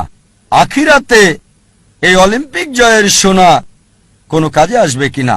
যদি না তা করা হয় আল্লাহ সুবহানাহু ওয়া তাআলার সন্তুষ্টির জন্য। এটা কি সুতীক্ষ্ণ এবং যথাযথ ছিল? হ্যাঁ ছিল। এটা পরিমাপযোগ্য ছিল কি? হ্যাঁ। সে জানতো কে বিশ্বের দ্রুততম মানবী। সময়টা হয়তো 9 সেকেন্ড, 10 সেকেন্ড বা 11 সেকেন্ড ছিল, পরিমাপযোগ্য ছিল। আর সে চর্চা করলো, লক্ষ্য অর্জন করলো। তারপর নিয়তটা কি ছিল? সুনাম অর্জন করা, অবশ্যই তা পেয়েছে। আল্লাহকে খুশি করা উদ্দেশ্য ছিল কিনা আমার সন্দেহ। তারপর ধারাবাহিকতা ছিল, হ্যাঁ ধারাবাহিক ছিল, নিয়মিত চর্চা করেছে, যদিও হেরেছে অনেকবার, জয় করল পৃথিবীর দ্রুততম মানবী। আপনাদের আরেকটা উদাহরণ দিচ্ছি লক্ষ্য নির্ধারণের। ভিন্নতা দেখে একজন মানুষের উদাহরণটা বলছি আপনাদের। একজন মানুষ যার সম্বল ছিল সামান্য, কিন্তু তিনি লক্ষ্যের চূড়ায় পৌঁছেছেন। যে মানুষ, যে ব্যক্তিটি আমার জীবনকে বদলে দিয়েছেন, শরীরের ডাক্তার থেকে আত্মার ডাক্তার করেছেন, আমি নিশ্চিত আপনারা তাকে চেনেন। তিনি হচ্ছেন শেখ আহমেদ দিদাত। চলুন তার লক্ষ্য নির্ধারণ দেখি। শেখ আহমেদ দিদাত, যদি আপনারা তার জীবনী পড়েন তাহলে দেখবেন যে পড়ালেখা করেছেন 6ষ্ঠ শ্রেণী পর্যন্ত মাত্র। তার কারণ ছিল সাংসারিক অভাব, বাধ্য হয়ে পড়ালেখা ছেড়ে দেন তিনি। 6ষ্ঠ শ্রেণী পাশ করার পর লেখাপড়া ছাড়তে বাধ্য হলেন। সামান্য সম্বল নিয়ে নিজের দেশ ভারত জন্মস্থান ছেড়ে চলে গেলেন দক্ষিণ আফ্রিকায়। তিনি কাজ করতেন সেলসম্যানের, ফার্নিচারের দোকানে দোকানে, ড্রাইভিংও করেছেন তিনি ইত্যাদি। আর দক্ষিণ আফ্রিকায় থাকাকালীন তিনি নিয়মিত খ্রিস্টান মিশনারিদের বিড়ম্বনা শিকার হতেন, যারা বলতো ইসলাম একটা অনুপযোগী ধর্ম, নির্দয় ধর্ম। তারা ইসলামকে আক্রমণ করত। আর যেহেতু হ্যারাসমেন্টের শিকার, তার মনে একটা ইচ্ছা আসলো, ইসলামের বিরুদ্ধে সব অভিযোগের আমি উত্তর দিতে চাই সেই সব খ্রিস্টান মিশনারিদের। এই খ্রিস্টান মিশনারিদের ইসলামের বিরুদ্ধে বলার উপযুক্ত জবাব দিতে চাই। চিন্তা করেন, 6ষ্ঠ শ্রেণী পর্যন্ত পড়া একজন মানুষ। তবে অবশ্যই আল্লাহর উপর ভরসা ছিল। তিনি চেষ্টা করেছেন। একটা বই তাকে বেশ নাড়া দিয়েছিল, ঘরের মধ্যে ময়লা জমে থাকা একটা বই।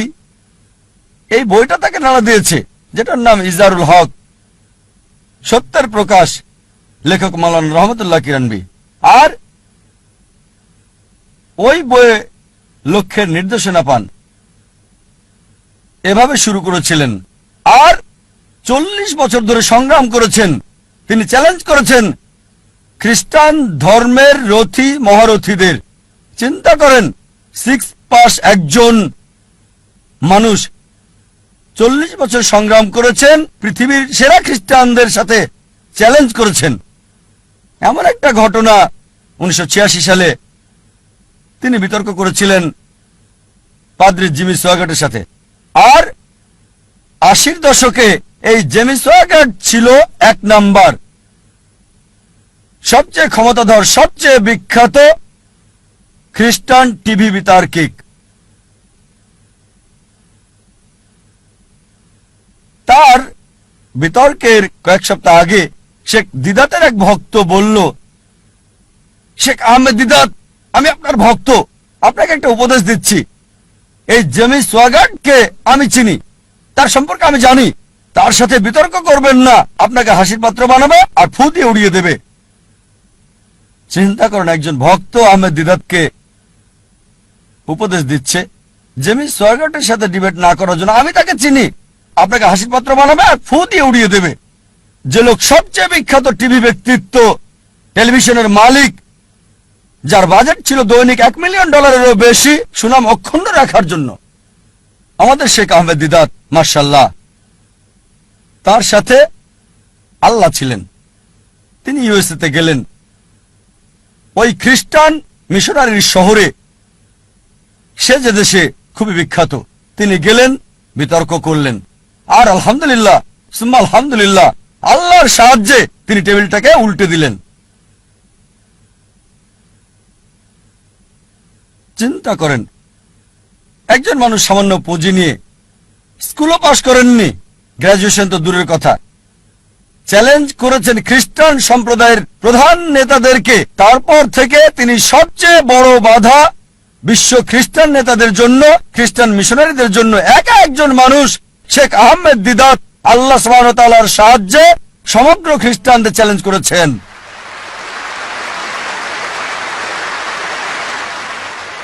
এবার তার লক্ষ্য নির্ধারণ দেখি। 1 নাম্বার হচ্ছে ইসলামিক। প্রথমে এটা কি ইসলামিক ছিল? কোরআন এবং সহিহ হাদিস মোতাবেক এটা কি আল্লাহ এবং রাসূলের জন্য ছিল? স্বাভাবিকভাবে হ্যাঁ ছিল। এ কারণেই তিনি লক্ষ্য অর্জন করেছিলেন। দ্বিতীয় হচ্ছে, এটা কি নির্দিষ্ট ছিল? হ্যাঁ, তার লক্ষ্য নির্দিষ্ট ছিল। আমি ইসলামের বিরুদ্ধে অভিযোগের উত্তর দিতে চাই, এটা ছিল নির্দিষ্ট। যথাযথ জবাব দিতে চাই, অমুসলিমদের মন থেকে ইসলাম সম্পর্কে ভুল ধারণাটা সরাতে চাই আমি। তৃতীয় বিষয় হচ্ছে, এটা কি লাভজনক ছিল, কল্যাণকর ছিল? তিনি আখিরাতের লাভ চেয়েছেন, আর ইনশাল্লাহ ইনশাল্লাহ আল্লাহ তাকে জান্নাত দেবেন ইনশাল্লাহ। কিন্তু আখিরাতের কল্যাণের পাশাপাশি দুনিয়াতেও সম্মান পেয়েছেন। দেখেন, 6ষ্ঠ শ্রেণী পাস একজন মানুষ 1986 সালে মুসলিম বিশ্বের নোবেল পেলেন মানবতার সেবায়, বাদশাহ ফয়সাল পুরস্কার তাকে দেওয়া হয়েছিল। 6ষ্ঠ শ্রেণী পাস লোক, তিনি পুরস্কারের জন্য করেননি, হয়তো পেয়েছেন $200, সেজন্য করেননি। পুরস্কারটা ছিল হয়তো স্বর্ণ, সেজন্য করেননি। তিনি করেছেন আল্লাহ এবং রাসূলের জন্য। আল্লাহ আখিরাতে পুরস্কার দেবেন, এই দুনিয়াতেও লাভজনক। তারপর এটা কি তীক্ষ্ণ ছিল, যথাযথ ছিল? খুবই তীক্ষ্ণ, যথাযথ সময়ে তার কৌশল সবকিছু যথাযথ ছিল। যখন খ্রিস্টান মিশনারিরা মুসলিমদের বদনাম করত, আমাদের অবস্থান ছিল যখন একেবারে নিচে। এই মানুষ শেখ আহমেদ দিদাত হাজার হাজার তরুণকে অনুপ্রাণিত করেছিলেন, এবং আমাকেও। অন্তত আমরা মাথা উঁচু করে দাঁড়াতে পারি ভালোভাবে। তারপর এটা কি পরিমাপযোগ্য? হ্যাঁ। তিনি কি করলেন? খ্রিস্টান মিশনারিদের লেখা বইগুলো সংগ্রহ করলেন, যেগুলো ছিল ইসলামের বিরুদ্ধে লেখা, যেমন জন গিলক্রিস্ট, এইসব বই, জেমি সোগাট, আর সেগুলো উত্তর দিলেন। যখন তারা কোরআন এবং ইসলামকে আক্রমণ করত, তিনি জবাব দিতেন তাদের বাইবেল থেকে। কোরআনের আয়াতগুলো সেগুলোর উপরে প্রয়োগ করতেন আর ফলাফল পেতেন, পরিমাপযোগ্য। এরপর তার নিয়ত কি ছিল? বিখ্যাত হওয়া নিয়ত ছিল না, বাদশাহ ফয়সাল পুরস্কার পাওয়াটা উদ্দেশ্য ছিল না। নিয়ত ছিল আল্লাহ এবং তার রাসূলের সন্তুষ্টি অর্জন। তারপর ধারাবাহিকতা ছিল? হ্যাঁ ছিল। চিন্তা করেন, তিনি সংগ্রাম করেছেন 40 বছর। তার ইতিহাস পড়লে দেখবেন তার অফিসটা ছিল ছোট্ট একটা ঘর। আর আমাদেরকে বলেছেন সাদা কালো 1000 পাম্পলেট ছাপানোর আগে তাদের মিটিং করতে হতো, চলো মিটিং করি 1000 সাদা কালো পাম্পলেট আমরা ছাপাতে পারবো কিনা। মাশাআল্লাহ, ধারাবাহিক লক্ষ্যে পৌঁছার আগ পর্যন্ত সংগ্রাম করেছেন। উইলমা রুডলফ এবং শেখ আহমেদ দিদাতের মধ্যে যে পার্থক্য দেখি তা হলো উইলমা রুডলফের দূরদর্শিতা ছিল না। এই পৃথিবীতে অনেক মূল্য, কিন্তু শেখ আহমেদ দিদাত ছিলেন দূরদর্শী। আর এটা ছিল আখিরাতের জন্য। ইনশাল্লাহ আল্লাহ তাকে পুরস্কার দেবেন আখিরাতে, দুনিয়াতেও তাকে পুরস্কার দিয়েছিলেন।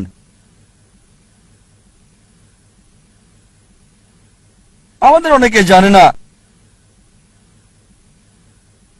জীবনের উদ্দেশ্যটা কি। বেশিরভাগই 1 নম্বর উদ্দেশ্যটা হচ্ছে কিভাবে উপার্জন করবে। অধিকাংশ লোককে জিজ্ঞেস করবেন, তাদের সঙ্গে কথা বলে দেখবেন 1 নম্বর চেষ্টা হচ্ছে জীবিকার ব্যবস্থা করা। তারা জীবিকার ব্যাপারে বেশি সচেষ্ট, কিভাবে জীবন চালাবে। তাদের উপার্জনের উপর ভিত্তি করে জীবন ধারণ করে থাকে। তারা কি খাবে, কি পড়বে, কোথায় বাস করবে, কোন স্কুলে পড়াশোনা করবে, কোন স্নাতক ডিগ্রি নেবে, সবকিছু উপার্জনকে ঘিরেই হচ্ছে। আর এরা চিন্তা করে যে যদি বেশি টাকা উপার্জন করতে পারে তাহলে জীবনের লক্ষ্য অর্জন করে ফেলেছে। যেমন আমি যথাযথ হওয়ার উদাহরণ দিলাম। আমাদের অধিকাংশই কি করি, পাখির চোখ নিশানা না করে কি করি, আমরা শূন্যে গুলি করে দিই আর চারপাশের বিষয়গুলো টেনে আনি নিশানা ছাড়াই গুলি করে দেই। কোনো একটা বিষয়ে গ্রাজুয়েশন করি, তারপর যখন বলা হয় কেন এই কোর্স নিয়েছো তুমি, ও আমি তো ভাবিনি। তারপর বিশেষত্ব খোঁজে, আরো বেশি বিশেষত্ব খোঁজে, তারপর চেষ্টা করে যাচাই করে কেন এই কোর্স নিয়েছে। দেখবেন লোকে প্রথমে চিন্তা করে কত উপার্জন করবে, আর উপার্জনের ভিত্তিতে সে সিদ্ধান্ত নেয় কিভাবে তাদের জীবন যাপন করবে। এটা শূন্যে গুলি ছোঁড়ার মতো, আর পাখির চোখে নিশানা করার চিন্তা করা। প্রথমে দেখতে হবে আমাদের কেন্দ্র কোনটা, কোনটাকে ভিত্তি করে আমাদের জীবন আবর্তিত হচ্ছে। বিভিন্ন মানুষের ভিন্ন ভিন্ন কেন্দ্র রয়েছে। কিছু লোক তারা আত্মকেন্দ্রিক, সবকিছুতে নিজেদের কথা ভাবে, পৃথিবীর অন্য মানুষকে নিয়ে কোনো মাথা ব্যথা নেই, নিজেদের নিয়ে তারা ব্যস্ত থাকে। কিভাবে জীবনযাপন করবে অন্যদের নিয়ে চিন্তা করার সময় নেই, তারা আত্মকেন্দ্রিক। কিছু লোক পরিবার কেন্দ্রিক, তাদের সারা জীবন পরিবারকে ঘিরেই কেটে যায়। তারা যে কোনো নিয়ম ভাঙতে বা গড়তে প্রস্তুত, হোক সেটা সঠিক কিংবা ভুল, পরিবারকে সুখী করতে। তাদের মূল উদ্দেশ্যটা হচ্ছে পরিবারকে খুশি করা। কেউ হয়তো পিতামাতা কেন্দ্রিক, কিছু হয়তো পরিবার কেন্দ্রিক, স্ত্রী কেন্দ্রিক বা স্বামী কেন্দ্রিক, কেউ হয়তো সন্তান কেন্দ্রিক। দেখবেন কিছু লোক পিতামাতাকে খুশি করার জন্য যে কোনো কিছু করতে পারে। তাদের জীবনের সব নিয়ম কানুন পিতামাতার পছন্দ অপছন্দের ভিত্তিতে হয়। আল্লাহ কোরআনে বলেছেন সূরা লুকমান অধ্যায় 31 আয়াত 14 যে আমি মানুষকে নির্দেশ দিয়েছি পিতামাতার সাথে সদ্ব্যবহার করতে। অনেক কষ্ট সহ্য করে মাতাকে গর্ভে ধারণ করেছে, অনেক কষ্ট সহ্য করে তাকে জন্ম দিয়েছে।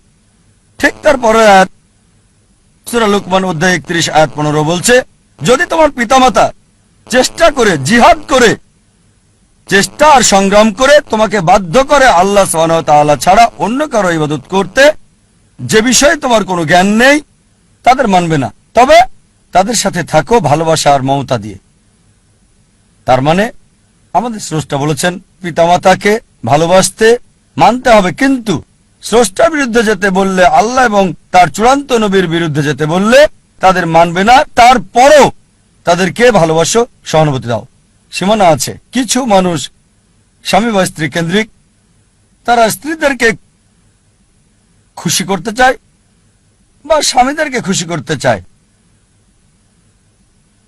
আর ধরেন কারো স্ত্রী খুবই দামি ডায়মন্ড নেকলেস চাইল, তার দেওয়ার সামর্থ্য নেই, সে কি করলো? ভিক্ষা করলো, ধার করলো বা চুরি করলো, আর ওই ডায়মন্ডের নেকলেসটা স্ত্রীর জন্য কিনে আনলো। তার লক্ষ্য স্ত্রীকে খুশি করা। কিছু লোক সন্তান কেন্দ্রিক, সন্তানদের খুশি করতে চায়। অনেক সময় দেখা যায় হয়তো কারো ছেলে বিদেশে গিয়ে লেখাপড়া করতে চায়, সে যে বিষয়ে ভর্তি হতে যাচ্ছে সেটা অপ্রয়োজনীয়, এটা তাকে দুনিয়াতেও সাহায্য করবে না, আখিরাতেও সাহায্য করবে না, তারপর কারণ ছেলে বিদেশে পড়তে চায়, এই লোক সম্পত্তি বন্ধক রাখে এবং ছেলেকে আমেরিকাতে পাঠায় আর বলে আমার ছেলে তো আমেরিকায় পড়ছে, যদিও তার লক্ষ্যটা হচ্ছে সে ছেলেকে আমেরিকাতে পড়াবে। আসলে উদ্দেশ্যটা কি? জীবনটা কোন কেন্দ্রিক? কিছু লোক যারা হচ্ছে সমাজ কেন্দ্রিক, আমরা জানতে চাই আমাদের পরিবারের বাইরের লোকজন কি চিন্তা করে, এভাবে পুরো জীবনটা সমাজ কেন্দ্রিক হয়ে যায়। কিছু লোক প্রতিবেশী কেন্দ্রিক, প্রতিবেশীর সাথে প্রতিযোগিতায় লিপ্ত।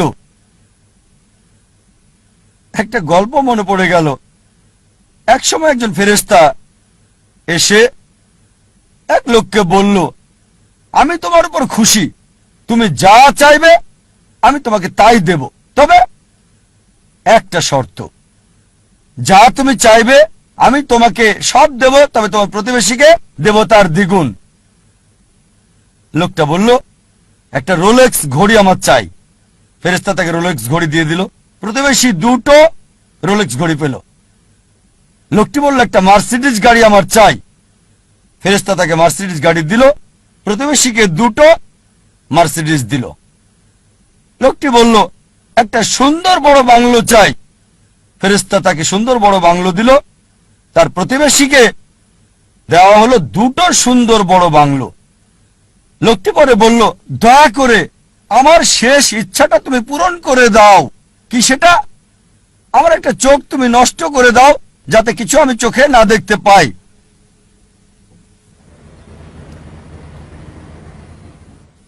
চিন্তা করেন, সে তার নিজের চেয়ে প্রতিবেশীকে নিয়ে বেশি ব্যস্ত, তার জীবন সহজ কিন্তু জটিল সেটা ভাবছে না। সে প্রাচুর্য কি দারিদ্রতা যাই থাকুক, সে বেশি চিন্তিত তার প্রতিবেশীর চেয়ে ভালো জীবন যাপন করা নিয়ে।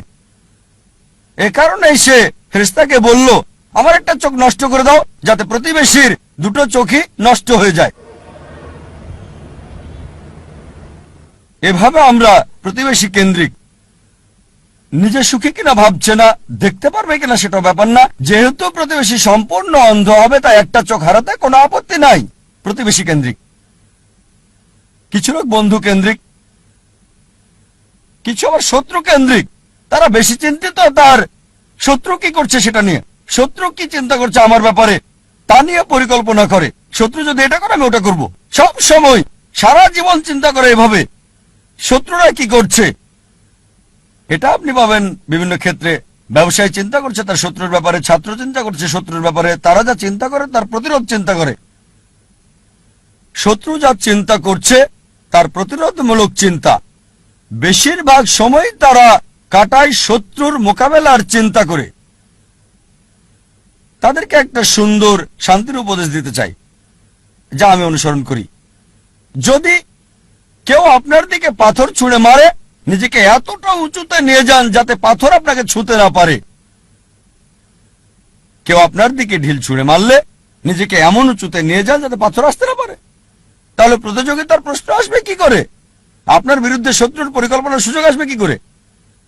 আরেকটা উপদেশ, যদি কেউ ইট ছুঁড়ে মারে আপনার দিকে, সেই ইট দিয়ে ঘর তৈরি করেন আপনি। স্কুলে শিখতাম মার্শাল আর্ট, কেরাতি, জুডো। যদি বড় কেউ আপনাকে ধাক্কা দেয়, কি করতে হবে? সাইড স্টেপ নিতে হবে, তার শক্তি কাজে লাগিয়ে তাকে ফেলতে হবে, তার শক্তির ব্যবহার। কেউ যখন আপনাকে ইট মারবে, সেই ইট দিয়ে ঘর তৈরি করেন। কিছু লোক সুনাম কেন্দ্রিক, তারা সুনাম চায়, মূল উদ্দেশ্য খ্যাতি পাওয়া, যে কোনো অনৈতিক কাজ করতে প্রস্তুত, নিয়মকানুন বিসর্জন দিতে পারে। কিছু লোক তারা হচ্ছে ভোগবাদী, তারা সম্পদ কেন্দ্রিক, সব সময় চিন্তা করে অর্জন কি, কত সম্পদ করেছে, তারা কি পড়ে। আর এটা কমন, খুবই কমন মানুষের মধ্যে, বিশেষ করে ধনীদের মধ্যে। বন্ধুদের সাথে দেখা হলে গল্প শুরু করে, কোন ব্র্যান্ডের ঘড়ি পরেছো, এটা কি ট্যাগ হিওর নাকি ওমেগা? ও এটা রোলেক্স। ফিতাটা কিসের, আয়রনের নাকি চামড়ার? বেসালটা কি? ও কোন ধরনের ডাল? Gold plated, diamond stud? ও কারুকাজ করা, পার্টি ফিলিপ। ধনী লোকদের অধিকাংশেরই এটা একটা ঘড়ি থাকে না, অনেকগুলো ঘড়ি। আর চিন্তা করে, ঠিক আছে আজকে এই ঘড়িটা পরলাম, পরের দিন পরবো না বন্ধুদের কাছে যাওয়ার সময়। এভাবে চিন্তা করে সময় পার করে কোন অনুষ্ঠানে কোনটা পরবে। একইভাবে এরা গাড়ির ব্যাপারেও কথা বলে। তোমারটা কি গাড়ি? BMW, Mercedes, Porsche, Rolls Royce, Maybach, Bentley, designer. এভাবে সময় কাটায়, প্রায় করে থাকে, যেহেতু এটা তাদের আইডেন্টিটি। এই ঘড়ি না পড়লে তাদের কে চিনবে? এই গাড়িতে না চড়লে, মার্সিডিজ বা BMW তে না চড়লে তাদের কে চিনবে? এটা আইডেন্টিটি। বড় শহরগুলোতে দেখবেন লোকদের কমন চিত্র। ধনী লোকদের দেখবেন তারা কথা বলে, আপনার ঘড়ি কি, কোন শিপের মালিক, উঁচু লেভেলে কোন জেটের মালিক, আমার ব্যক্তিগত জেট আছে, কতগুলো ইঞ্জিন। লোকজন হয়তো ভাববে আমি কিভাবে এসব খুঁটিনাটি জানি ঘড়ির ব্র্যান্ডের ব্যাপারেও। আপনারা জানেন আমার পেশা, আলহামদুলিল্লাহ, সৌভাগ্য বা দুর্ভাগ্য, আমি যে পেশায় আছি, আমি সব শ্রেণীর লোকদের সাথে মিশি, একেবারে ভিখারি থেকে রাজা পর্যন্ত। আল্লাহ আমাকে দয়া করেছেন, ভালো অথবা মন্দ, আমি চারপাশের লোকদের সাথে মিশি, ভিখারি থেকে রাজা পর্যন্ত। আর যে সুযোগটা আমি পাই, কোন বস্তুবাদীর সাথে যখনই কথা বলি, আমি চেষ্টা করি, দাওয়াত দেই, তাদের বলি তোমার ঘড়ির দাম হয়তো $1000 বা $10,000 অথবা $1,00,000, আমার ঘড়ি, আমি যেটা পড়ছি, এই ঘড়িটার দাম মাত্র $1,400, $30 কম। অনেক বছর ধরে ব্যবহার করছি, ভালো সার্ভিস দিচ্ছে, একেবারে তোমারটার মতোই। সাধারণ ঘড়ি, দাম মাত্র $1,400। আলহামদুলিল্লাহ, আল্লাহ দয়া করেছেন, আমি যেগুলো নাম বললাম অধিকাংশ ব্র্যান্ডই উপহার পেয়েছি, সবগুলো ব্র্যান্ডই উপহার পেয়েছি। এই সবগুলো ওমেগা, রোলেক্স, অনেক পেয়েছি। আর আমি নবী মুহাম্মদ সাল্লাল্লাহু আলাইহি ওয়াসাল্লামের পথ অনুসরণ করেছি। আমি অন্য দায়ীদের দিয়ে দেই, আমার স্টাফদের দিয়ে দেই, যাতে করে আমি খুতুওয়াতুশ শয়তান থেকে দূরে থাকতে পারি। অনেক সময় অনেক উপলক্ষে আমাকে নিমন্ত্রণকারীরা তাদের ব্যক্তিগত জেট প্লেন আমার জন্য পাঠায়, ব্যক্তিগত জেট প্লেন আমাকে নিয়ে যাওয়ার জন্য তারা পাঠিয়ে দেয়। এমন অনেকবারই হয়েছে। চিন্তা করেন, জেট প্লেনের খরচ শুধুমাত্র একজন মানুষের জন্য, পাইলটদের পেমেন্ট, এয়ার হোস্টেসের পেমেন্ট, এয়ারপোর্টের ভাড়ার খরচ। তাই আমি তাকে বললাম, এটা সবচেয়ে ভালো হয় যদি একটা ইকোনমিক ক্লাস টিকিট পাঠান। আলহামদুলিল্লাহ, আল্লাহ আমাকে দয়া করেছেন, আমার পরিবারকেও রহমত করেছেন। মাশাআল্লাহ, এই সব গাড়ি কিনতে পারবো, ফার্স্ট ক্লাসে ভ্রমণ করতে পারি, আলহামদুলিল্লাহ। কিন্তু আমি একজন দায়ী, তাই আমি তাকে বললাম, এত টাকা খরচ করার চেয়ে বরং একটা ইকোনমিক ক্লাস টিকিট পাঠিয়ে দেন, চলে আসব, বাকি টাকা অন্য কোথাও দান করে দেবেন আল্লাহ সুবহানাহু ওয়া তাআলার পথে। আয়োজকেরও মাশাআল্লাহ নিয়ত স্বচ্ছ হওয়ায় আমাকে বললেন যে আমার জেট প্লেনে কাকে আমি আনতে পাঠাবো, আর কে উত্তম আল্লাহর পথে দায়িত্বে। আমি তাকে বললাম, ইনশাআল্লাহ আপনার নিয়ত যেহেতু সহি, ইনশাআল্লাহ আল্লাহ আপনাকে পুরস্কার দেবেন। তার নিয়ত ছিল আল্লাহর পথে দায়ীর জন্য ভালো ব্যবস্থা করা, আল্লাহ তাকে পুরস্কার দেবেন।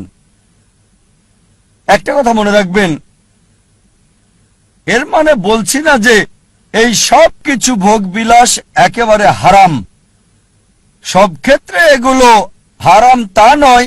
জীবনের উদ্দেশ্যটা কি জানতে হবে। এগুলো হারাম হতেও পারে, আবার নাও হতে পারে।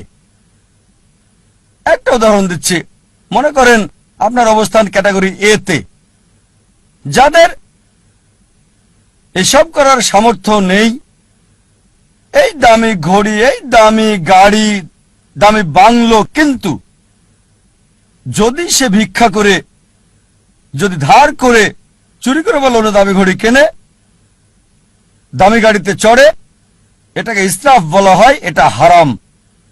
দ্বিতীয় শ্রেণীর লোক আছে যাদেরকে আল্লাহ সামর্থ্য দিয়েছেন। আল্লাহ কোরআনে বলেছেন, সূরা আনাম অধ্যায় 6 আয়াত 71, কিছু লোককে আমি অনেক বেশি প্রাচুর্য দিয়েছি অন্যদের চেয়ে। আল্লাহ বলেন সূরা আনাম অধ্যায় 6 আয়াত 165, আল্লাহ কিছু মানুষকে অন্যের উপর মর্যাদা দিয়েছেন যাতে তিনি তোমাদের পরীক্ষা করতে পারেন। তাই আল্লাহ যদি আপনাকে সামর্থ্য দেন আর আপনি এগুলো কিনেন, দামি গাড়ি, দামি ঘড়ি, দামি বাংলো, আর শুধু এগুলো নিয়েই আপনি থাকেন, এগুলো ছাড়া কিছুই করতে পারেন না, এটাই আপনার কেন্দ্র, এটাই আপনার জীবনের উদ্দেশ্য, তাহলে এটা হারাম। তৃতীয় ক্যাটাগরির লোক আছে যাদেরকে আল্লাহ সামর্থ্য দিয়েছেন, তারা সেগুলো কিনে, তবে সেগুলো নিয়েই পড়ে থাকে না। এটা কিনেছে। নবী সুলাইমান আলাইহিস সালামের উদাহরণ দেখে, তিনি ধনী ছিলেন, মালিকও হয়েছিলেন, তবে এগুলোর উপর নির্ভরশীল না। তাই যদি এগুলো কিনেন আর যদি আল্লাহ সুবহানাহু ওয়া তাআলাকে মেনে চলেন, বস্তুবাদী বিলাসের উপর নির্ভরশীল না হন, তাহলে এটা মুবাহ, ঐচ্ছিক, এটা হারাম না। তবে সবচেয়ে উত্তম চতুর্থ ক্যাটাগরি, যাদের আল্লাহ সামর্থ্য দিয়েছেন আর তারপর সেগুলো ব্যবহার করে না, এগুলো কিনে না। প্রিয় নবীজি মুহাম্মদ সাল্লাল্লাহু আলাইহি ওয়াসাল্লামের মতো। আমাদের প্রিয় নবী মুহাম্মদ সাল্লাল্লাহু আলাইহি ওয়াসাল্লামের ক্ষমতা ছিল, সুনাম ছিল, আধিপত্য ছিল। সে সময় তিনি রাজা হতে পারতেন, সারা পৃথিবীর সব ধন সম্পদের মালিক হতে পারতেন, অথচ যখনই কোনো পুরস্কার পেতেন, অনেক সময়, প্রায় সময় তিনি তার সাহাবীগণকে সেগুলো দিয়ে দিতেন। এজন্য না যে গ্রহণ করা হারাম হবে, কেউ যদি ভালো উপহার দেয় সেটা রাখতে পারেন, সেটা হারাম না, কিন্তু নবীজি অন্যদের দিয়ে দিতেন। চতুর্থ ক্যাটাগরি, আল্লাহ সামর্থ্য দিয়েছেন আর সেগুলো ব্যয় করে আল্লাহ সুবহানাহু ওয়া তাআলার পথে।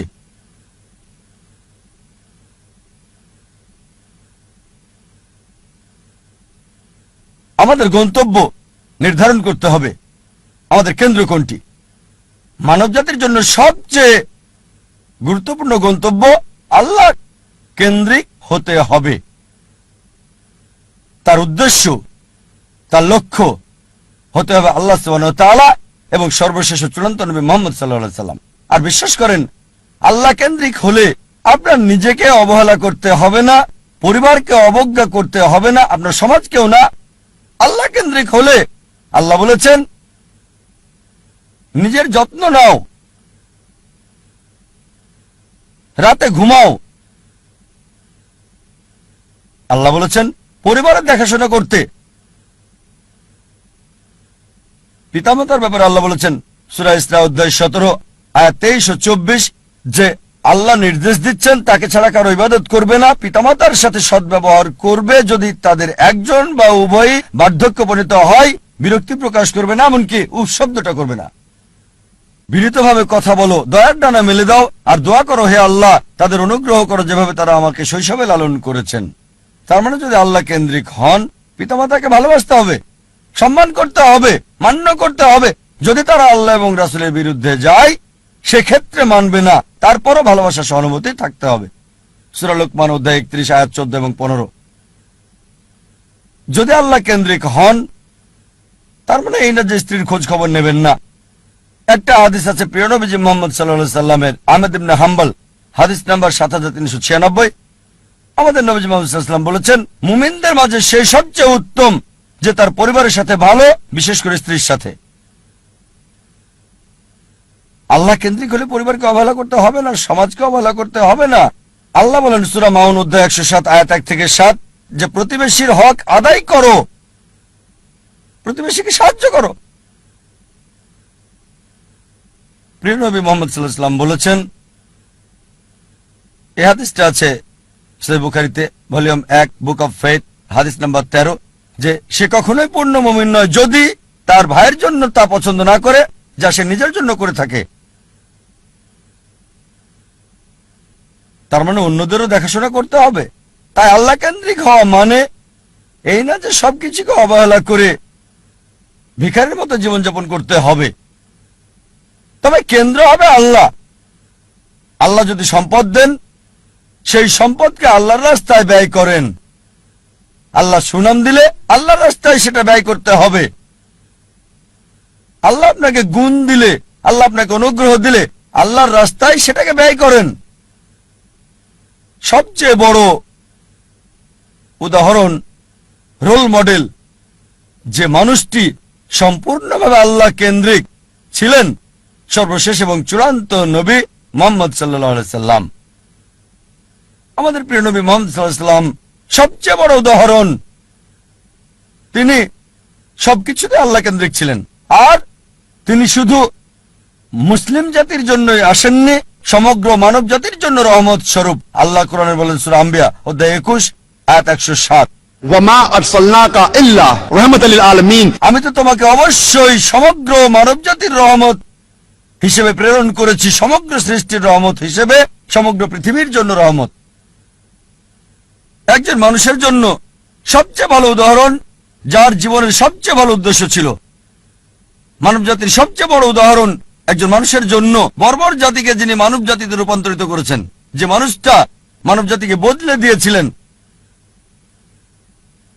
আর ইতিহাস পড়লে ঘন্টা দিন একসাথে বলে যেতে পারবেন। মুসলিমরা কি বলছে সেটা বাদ দেন, নবীজি মুহাম্মদ সাল্লাল্লাহু আলাইহি সাল্লাম সম্পর্কে শত শত অমুসলিমের কথার উদ্ধৃতি দিতে পারবেন যারা নবীজির প্রশংসা করেছেন। এখানে কয়েকটা উদাহরণ দিচ্ছি। জর্জ বার্নার্ড শ, তিনি বলেছেন মুহাম্মদ সাল্লাল্লাহু আলাইহি সাল্লাম সম্পর্কে যে আমি তার সম্পর্কে পড়েছি, মানে নবী মুহাম্মদ সাল্লাল্লাহু আলাইহি সাল্লাম, আর আমার মতে নিরপেক্ষ অবস্থান থেকে বললে তাকে মানবতার রক্ষাকারী বলা উচিত। জর্জ বার্নার্ড শ।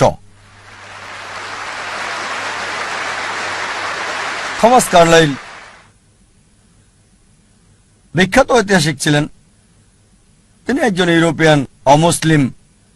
তার লেখা একটা বই হিরোজ অ্যান্ড হিরো ওয়ারশিপ, তিনি বীরদের ইতিহাস তুলে ধরেছেন। আর এক নম্বর হিরো, একজন বীর নবী, তিনি ঈসা আলাইহিস সালাম ছিলেন না, তিনি মুসা আলাইহিস সালাম ছিলেন না, দাউদ আলাইহিস সালাম ছিলেন না, সুলাইমান আলাইহিস সালাম ছিলেন না, তিনি ছিলেন মুহাম্মদ সাল্লাল্লাহু আলাইহি সাল্লাম। চিন্তা করেন, থমাস কার্লাইল একজন ইউরোপিয়ান, একজন খ্রিস্টান, তিনি এক নাম্বার বীর নবী হিসেবে রেখেছেন নবী মুহাম্মদ সাল্লাল্লাহু আলাইহি সাল্লামকে। আমরা লা মার্টিনের কথা বলতে পারি। লা মার্টিন ছিলেন বিখ্যাত ঐতিহাসিক, তিনি ফরাসি, বই লিখেছেন দ্য হিস্টোরি অব দ্য টক্স। তিনি লিখেছেন, যদি উদ্দেশ্যের মহানুভবতা, সামর্থ্যের সীমাবদ্ধতা আর অসাধারণ ফলাফল, এই তিনটি বিষয় একজন ব্যক্তির মহত্ব নির্ণয়ের মাপকাঠি হয়, আধুনিক ইতিহাসে কাউকে পাওয়া যাবে না যে নিজেকে তুলনা করবে নবী মুহাম্মদ সাল্লাল্লাহু আলাইহি সাল্লামের সাথে। উদ্দেশ্যের মহানুভবতা, সামর্থ্যের সীমাবদ্ধতা আর অসাধারণ ফলাফল, এই তিনটি বিষয় হচ্ছে একজন মানুষের মহত্ত্ব যাচাইয়ের মাপকাঠি। মানব ইতিহাসে এমন কাউকে দেখি না আধুনিক ইতিহাসে যে মুহাম্মদ সাল্লাল্লাহু আলাইহি সাল্লামের কাছাকাছি যাবে। তারপর আরো লিখেছেন, মানব জাতির সকল গুণাবলীতে কোন মানুষই নিজেকে নবী মুহাম্মদ সাল্লাল্লাহু আলাইহি সাল্লামের সাথে তুলনা করতে পারবে না। মাইকেল এইচ হার্ট, বিখ্যাত ঐতিহাসিক, একটা বই লিখেছেন, মানব ইতিহাসে সবচেয়ে প্রভাবশালী 100 ব্যক্তি আদম আলাইহিস সালাম থেকে শুরু করে বর্তমান সময় পর্যন্ত, আর 1 নম্বর অবস্থানে রেখেছেন নবী মুহাম্মদ সাল্লাল্লাহু আলাইহি সাল্লামকে। মানব ইতিহাসে সবচেয়ে প্রভাবশালী মানুষ আদম আলাইহিস সালাম থেকে শুরু করে বর্তমান পর্যন্ত নবী মুহাম্মদ সাল্লাল্লাহু আলাইহি সাল্লাম। আর লিখেছেন তিনি, আমার পছন্দ মুহাম্মদ সাল্লাল্লাহু আলাইহি সাল্লামকে 1 নম্বরে রাখা দেখে অনেক মানুষই এটা মানতে চাইবেন না, অনেকেই স্বীকার করতে চাইবেন না, অনেক মানুষই এটা মানতে চাইবেন না। তবে যে কারণে আমি নবী মুহাম্মদ সাল্লাল্লাহু আলাইহি সাল্লামকে 1 নম্বরে রেখেছি তা হলো তিনি ইতিহাসের একমাত্র ব্যক্তি যিনি ধর্মীয় ক্ষেত্রে সফল মানুষ ছিলেন, পাশাপাশি অন্যান্য ক্ষেত্রেও।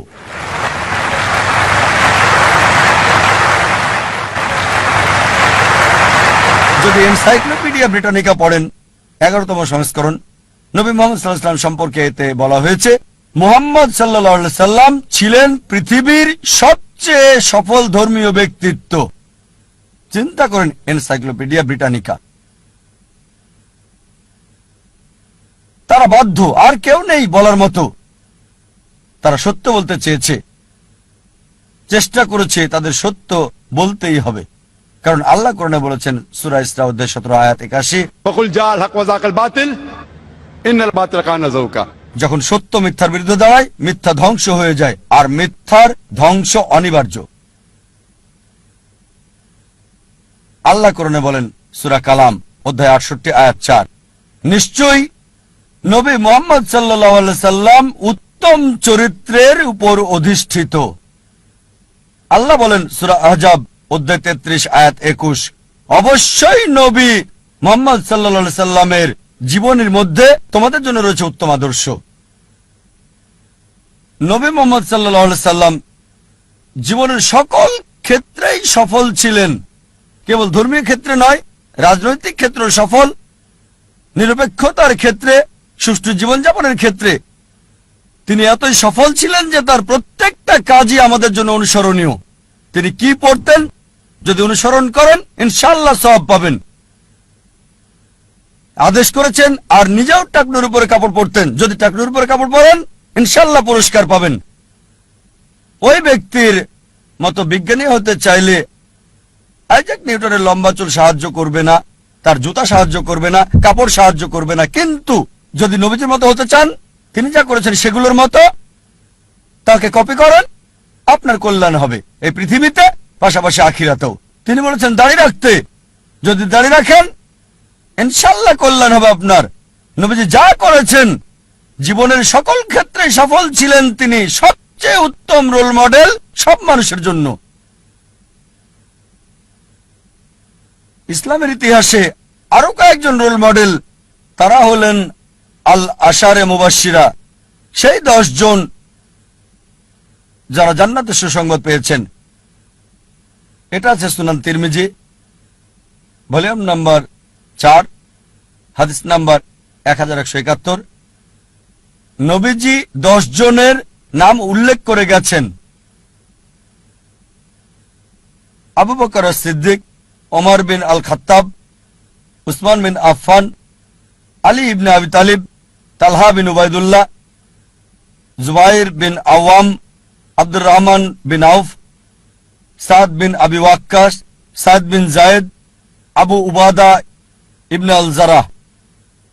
এই 10 জন লোককে বেহেশতের সুসংবাদ দিয়েছেন নবী মুহাম্মদ সাল্লাল্লাহু আলাইহি সাল্লাম। ইতিহাসে আরো অনেক রোল মডেল রয়েছেন, এখানে বিস্তারিত বলার সময় নেই। অনেক মহিলা রয়েছেন যারা রোল মডেল। সবচেয়ে বড় উদাহরণ মা মরিয়ম, যিশু আলাইহিস সালামের মা।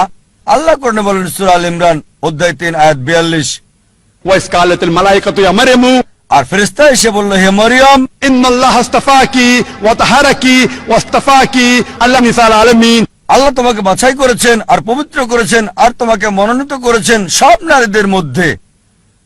মরিয়ম আলাইহিস সালাম তাকে মনোনীত করা হয়েছে পৃথিবীর সব নারীদের মধ্যে। এছাড়াও আসিয়ার কথা বলা যায়, আল্লাহ তাকে শান্তিতে রাখুন, ফিরাউনের স্ত্রী ছিলেন। আল্লাহ বলেন সূরা তাহরিম অধ্যায় 66 আয়াত 11, তিনি আল্লাহ সুবহানাহু ওয়া তাআলার কাছে দোয়া করেছিলেন, হে আমার প্রতিপালক, আমার জন্য একটি গৃহ নির্মাণ করো জান্নাতে তোমার কাছে, আর আমাকে উদ্ধার করো ফিরাউন এবং তার সকল প্রকার দুষ্কর্ম থেকে। তার মানে তিনি দোয়া করেছিলেন জান্নাতে একটু স্থান চান আল্লাহ সুবহানাহু ওয়া তাআলার কাছে তার সমস্ত ধন সম্পদের বিনিময়ে। সেই সময়ে সবচেয়ে ধনী লোকের স্ত্রী ছিলেন তিনি, সে সময়ে সবচেয়ে ক্ষমতাধর মানুষ ছিল ফিরাউন। খাদিজা রাদিয়াল্লাহু আনহার কথা বলা যায়, নবীজি সাল্লাল্লাহু আলাইহি সাল্লামের প্রথম স্ত্রী তিনি। ফাতিমা রাদিয়াল্লাহু আনহার কথা বলা যায়, নবীজি সাল্লাল্লাহু আলাইহি সাল্লামের কন্যা। এরা ছিলেন মহিলাদের জন্য রোল মডেল। আমরা সেরা দম্পতির উদাহরণ দিতে পারি, উত্তম স্বামী এবং স্ত্রী নবী মুহাম্মদ সাল্লাল্লাহু আলাইহি সাল্লাম এবং বিবি খাদিজা রাদিয়াল্লাহু আনহা। সবচেয়ে খারাপ দম্পতির উদাহরণ আছে, খারাপ স্বামী এবং খারাপ স্ত্রী, আবু লাহাব এবং তার স্ত্রী। আল্লাহ বলেন সূরা আল-লাহাব অধ্যায় 111 আয়াত 3, তারা দুজনেই আগুনে জ্বলবে। ভালো স্বামী এবং খারাপ স্ত্রীর উদাহরণও রয়েছে। আল্লাহ বলেন সূরা তাহরিম অধ্যায় 66 আয়াত 10, লূত আলাইহিস সালাম এবং নূহ আলাইহিস সালামের স্ত্রীদের মধ্যে এর উদাহরণ রয়েছে। তারা ছিলেন সৎকর্মশীল এবং আল্লাহ সুবহানাহু ওয়া তাআলার অনুগত, কিন্তু তাদের স্ত্রীরা তাদেরকে মানত না। আল্লাহ এই সমস্ত স্ত্রীকে দোজখে দেবেন। ভালো স্ত্রী এবং খারাপ স্বামীর উদাহরণ রয়েছে। আমি আগে বলেছি আসিয়া, আল্লাহ তাকে শান্তিতে রাখুন, ফিরাউনের স্ত্রী। ফিরাউন ছিল খারাপ স্বামী, আসিয়া সবচেয়ে ভালো স্ত্রী। তিনি দোয়া করেছিলেন সূরা তাহরিম অধ্যায় 66 আয়াত 11, আমি জান্নাতে একটু জায়গা চাই আল্লাহ সুবহানাহু ওয়া তাআলার কাছে দুনিয়ার সম্পদের বিনিময়ে, ফিরাউনের সব সম্পদের বিনিময়ে। এমন অনেক উদাহরণ আছে। নবীজি মুহাম্মদ সাল্লাল্লাহু আলাইহি ওয়াসাল্লাম বলেছেন, আল্লাহ শক্তিমান বিশ্বাসীকে বেশি ভালোবাসেন। বর্তমান সময়ে অনেক উদাহরণ আছে। এমন একটা নাম শেখ বিন বাজ, আল্লাহ তাকে রহম করুন, রহিমুল্লাহ। সামর্থ্য কম ছিল, অন্ধ ছিলেন, তারপরও অনেক জ্ঞানী ছিলেন তিনি। যদিও অন্ধ ছিলেন তবুও তার সময় অন্যতম সেরা পণ্ডিতদের একজন। শেখ আহমেদ দিদাত উদাহরণ আছে, ষষ্ঠ শ্রেণী পাস, খ্রিস্টান বিশেষজ্ঞদের চ্যালেঞ্জ করেছেন। আরেকটা উদাহরণ দিতে পারি, যদিও বড় না তবে আলাদা। আমি নিজে আমার নিজের কথা, যদিও নিজেকে বড় মনে করি না তবে আলাদা। এ কারণে যারা আমার শৈশব দেখেছে তারা আমাকে জানে আমি তোতলা ছিলাম। যখন কেউ বলতো তোমার নাম কি, আমি বলতাম যা যা যা যা জাকির, এরকমই ছিলাম। শৈশব থেকে আমি তোতলা। শেখ আহমেদ দিদাতের দ্বারা অনুপ্রাণিত হয়ে মেডিকেল কলেজে পড়ার সময় পৃথিবীর সেরা ডাক্তার হওয়ার স্বপ্নটাই দেখতাম। কখনো চিন্তাও করিনি যে 25 জন লোকের সামনে কথা বলবো। এই অবস্থা ছিল ডক্টর জাকির নায়েকের। স্বপ্ন দেখতাম পৃথিবীর সেরা ডাক্তার, বড় সার্জন হওয়ার। কখনো স্বপ্নেই ভাবেনি। স্বপ্নের ক্ষেত্রে যে কোনো স্বপ্ন আপনারা দেখতে পারেন, তবে 25 জনের সামনে কথা বলার মতো স্বপ্ন আমি কখনো দেখিনি। আলহামদুলিল্লাহ, আল্লাহ সুবহানাহু ওয়া তাআলার সাহায্যে শেখ আহমেদ দিদাতের দ্বারা অনুপ্রাণিত হয়ে এখন আল্লাহর ভৃত্য অনুগত, মাশাআল্লাহ। কথা বলি শত শত হাজার হাজার লাখ লাখ লোকের সামনে, মাশাআল্লাহ। এখানে দেখতে পাচ্ছেন 1 লাখেরও বেশি। শেখ আহমেদ দিদাতের দ্বারা অনুপ্রাণিত হয়ে ইসলামিক রিসার্চ ফাউন্ডেশন প্রতিষ্ঠা করলাম। বক্তা হওয়ার জন্য না, বক্তা তৈরি করার জায়গা করেছি। রাজা হতে পারবো না, রাজা তৈরি করবেন। আমি বক্তা হতে পারবো না, তাই বক্তা তৈরির জন্য অর্গানাইজেশন করেছি। আল্লাহর পরিকল্পনা ছিল, প্রথম বক্তা কথা বলতে পারছিলেন না, আমি বাধ্য হয়ে মঞ্চে গেলাম। আর বুঝতে পারলাম দাওয়ার কাজ করছি, অমুসলিমদের সাথে মুখে জড়তা নেই। যখন মুসলিমদের সাথে কথা বলছি তখন আছে, অমুসলিমদের সাথে কথা বললে তোতলাই না আমি। যখন স্টেজে যাই, সাধারণত স্টেজে গেলে মানুষ তোতলায়, আলহামদুলিল্লাহ আল্লাহ সুবহানাহু ওয়া তাআলার রহমতে আমি স্টেজে গিয়ে তোতলাইনি। তিনি দয়া করেছেন, আমাকে শরীরের ডাক্তার না করে আত্মার ডাক্তার করেছেন। আর শেখ আহমেদ দিদাত, আমি তাকে বললাম, আঙ্কেল 1987 সালে প্রথম দেখা করি, আমি তার ড্রাইভার ছিলাম, চালক, যেখানে যেতেন আমি নিয়ে যেতাম যাতে সময়টা বেশি পাই। বললাম, আঙ্কেল আপনি কেন এত এগ্রেসিভ? তিনি বললেন, বাবা আমি এগ্রেসিভ না, আমি মিলিট্যান্ট। মিলিট্যান্ট শয়তানের সাথে দুইভাবে যুদ্ধ করা যায়, পানি দিয়ে অথবা আগুন দিয়ে। আমি আগুন বেছে নিয়েছি। এটা ছিল তার উত্তর। আমি যখন দেওয়া শুরু করলাম, তার ম্যাটেরিয়াল ব্যবহার করতাম, তবে নরম হয়ে থাকতাম, খুব নরম, খুব দয়ালু, কোনো ফলাফল নাই। মেডিকেল কলেজে দাওয়া দিতাম, তারপর মিলিট্যান্ট হলাম, শেখ দিদাতের চেয়ে বেশি মিলিট্যান্ট। হায় আল্লাহ, কি পেলাম! মুসলিম বন্ধুরা সব দৌড়িয়ে পালিয়ে যেত, আর আমি অমুসলিমদের সাথে একা। মিলিট্যান্ট হওয়ার একই ফলাফল পেলাম। মাশাআল্লাহ, আল্লাহ আমাকে পথ দেখিয়েছেন। স্টেজে এসে আমি নরম হয়ে যাই, এত নরম হই যে প্রশ্নকারীরা গালমন্দ করলে আমি হাসতাম। শেখ আহমেদ দিদাত আমাকে দিলেন টাইটেল, প্রথমে দিলেন দিদাত প্লাস, তারপর আবার যখন দেখা হলো, বাবা তারা তোমাকে গালমন্দ করছে, অভিশাপ দিচ্ছে, তুমি হাসছ, আবার টাইটেল দিলেন। আমার যা করতে লেগেছে 40 বছর, তুমি তা করে ফেলেছো 4 বছরে। আর আলহামদুলিল্লাহ, যদি আমার ব্যাপারে দেখেন, আমার পছন্দটা, আমি এমন লোক যে সবসময় চেয়েছি সেরাটা, কখনোই 2 নম্বরটা চাইনি, সেরাটা। শৈশব থেকে সেরাটা বাছাই করেছি। এখন আমি আমার আকাঙ্ক্ষাকে আল্লাহ সুবহানাহু ওয়া তাআলার দিকে ফিরিয়েছি। একেবারে সেরা ক্যামেরাটা চেয়েছি, সেরা যন্ত্রপাতি, সবচেয়ে ভালো পরিবেশ, আল্লাহর বার্তা প্রচার করার জন্য সেরা কনফারেন্সটা করতে চেয়েছি। এই কারণে এই কনফারেন্স আমরা এখানে করছি। ধরেন গ্র্যামি অ্যাওয়ার্ডস এবং অস্কার অ্যাওয়ার্ডস, এদের উদ্দেশ্যটা হারাম, তবে তাদের প্রযুক্তি প্রশংসা করার মতো। বললাম, কেন আমরা করতে পারবো না আল্লাহ সুবহানাহু ওয়া তাআলার জন্য? উদ্দেশ্য ভিন্ন, আল্লাহ সুবহানাহু ওয়া তাআলাকে খুশি করা।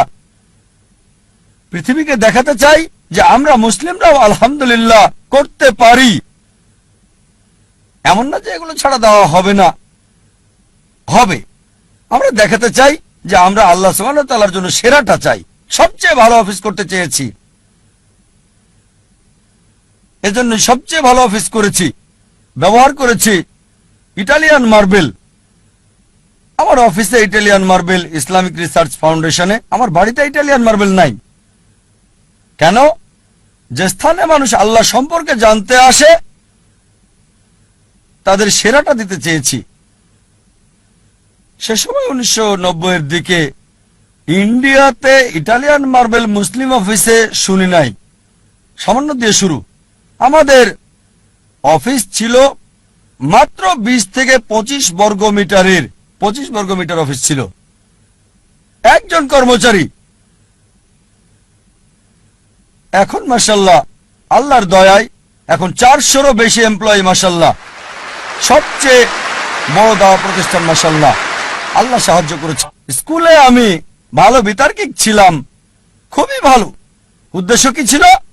বিতর্কে জয়ী হওয়া। উদ্দেশ্য পরিবর্তন করেছি, দিন প্রচারের চেষ্টা করছি, সত্য দিন, ফলাফল পাচ্ছি। প্রথমে আমি ঘুমাতাম 5 ঘন্টা 6 ঘন্টা মেডিকেলের সময়, এখন ঘুমাই মাত্র 3 ঘন্টা আল্লাহর জন্য। আর আমার সবসময় চেষ্টা ছিল পৃথিবীতে ভিন্ন কিছু বা সেরা কিছু করা, দুটো যে কোনো একটা। মাশাআল্লাহ, একটা ভিন্ন চ্যানেল শুরু করলাম তুলনামূলক ধর্মতত্ত্বের উপর। আল্লাহ এটাকে পৃথিবীর সবচেয়ে জনপ্রিয় চ্যানেল করেছেন, 100 মিলিয়নেরও বেশি দর্শক, মাশাআল্লাহ। 1-2 বছর পর চালু করেছি নতুন চ্যানেল পিস টিভি উর্দু। গত কনফারেন্সে ঘোষণা করেছিলাম ইনশাআল্লাহ জুন অথবা জুলাইয়ের মধ্যে চালু করব নতুন চ্যানেল, এবং আল্লাহ সাহায্য করেছেন।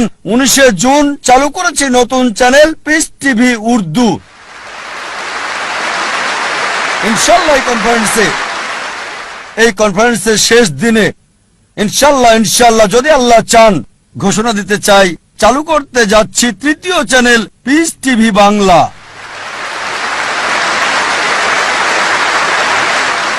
কারণ বাংলা ভাষা মাশাআল্লাহ শত শত মানুষ বাংলায় কথা বলে, এটা দরকার। আমার ইচ্ছা সব ভাষায় এরকম ইসলামিক চ্যানেল চালু করা। তবে আল্লাহ যদি চান রমজানের পর ইনশাআল্লাহ আগামী বছর 2010-এ ইনশাআল্লাহ যদি আল্লাহ চান, আল্লাহ যদি সাহায্য করেন, আল্লাহর সাহায্যে তৃতীয় চ্যানেল চালু করব পিস টিভি বাংলা ইনশাআল্লাহ। আরেকটা আশা ছিল চ্যানেলের পাশাপাশি একটা স্থান থাকবে যেখানে মানুষকে জীবনের আসল লক্ষ্যে শিক্ষা দেওয়া হবে। তাই স্কুল চালু করেছি, ইসলামিক ইন্টারন্যাশনাল স্কুল। উদ্দেশ্য আল্লাহ সুবহানাহু ওয়া তাআলার সন্তুষ্টি, আল্লাহকে খুশি করার মধ্য দিয়েই দেখবেন আল্লাহ আখিরাত এবং দুনিয়াতেও পুরস্কার দান করবেন। এই ইচ্ছা নিয়েই স্কুল চালু করেছি যে ইনশাআল্লাহ ইসলামিক ইন্টারন্যাশনাল স্কুলের প্রত্যেকটা ছাত্র, বোম্বেতে 400-এরও বেশি, চেন্নাইয়ে 250-এর বেশি, ইনশাআল্লাহ তাদের সবাই 100 গুণ বেশি ভালো পাবে শিক্ষা এবং পরিবেশ জাকির নায়েকের চেয়ে। এটা আল্লাহর হাতে, তিনি জাকির নায়েক বানাবেন কি তারও বেশি। তবে আমাদের উদ্দেশ্য তাদের ভিত্তি করে দেওয়া, ফাউন্ডেশন দেয়া, যেখানে 100 গুণ ভালো সেবা পাবে, ট্রেনিং পাবে, ভিডিও পাবে, পরিবেশ জাকির নায়েকের চেয়ে। এটা আল্লাহর হাতে, তিনি বানাবেন কিনা। একটা উদাহরণ দিচ্ছি আমি। আমার ছেলে ফারিক নায়েক, আপনারা চেনেন মাশাআল্লাহ। আপনাদের বলেছিলাম গতকালের আগের দিনের লেকচারে, আমি ভাষা হিসেবে আরবি জানি না। আমি বলেছি আমার ছেলেকে আরবি শেখাবো ইনশাআল্লাহ, লুগা ফুসা। স্কুলের সব ছাত্রকে শিখিয়েছি মাশাআল্লাহ। আমার ছেলে যখন স্কুল শুরু হয় মাশাআল্লাহ সে ছিল সেরা খেলোয়াড়, ট্রফি পায়। একবার না, দুইবার না, তিনবার না, চারবার না, টানা 5 বার পেয়েছে সে। আমার আনন্দ হয়, ভালো লাগে, কারণ সে অভ্যস্ত। যখন আমি স্কুলে ছিলাম, যখন স্কুলে পড়তাম, আমিও চাইতাম প্রথম হতে, স্বর্ণপদক পেতে, যেটা ছিল আমার উদ্দেশ্য। দেখবেন তরুণরা 100 মিটার দৌড়ে প্রথম হয়, স্কুলে কখনো গোল্ড মেডেল পায়নি।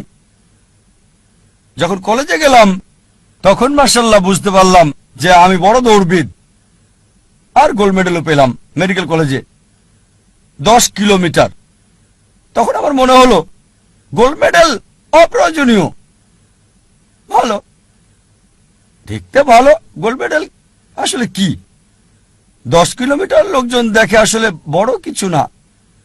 তারপর শেখ আহমেদ দিদাতকে দেখলাম, এই মানুষটি আমার লক্ষ্য কেন্দ্র পরিবর্তন করেছে।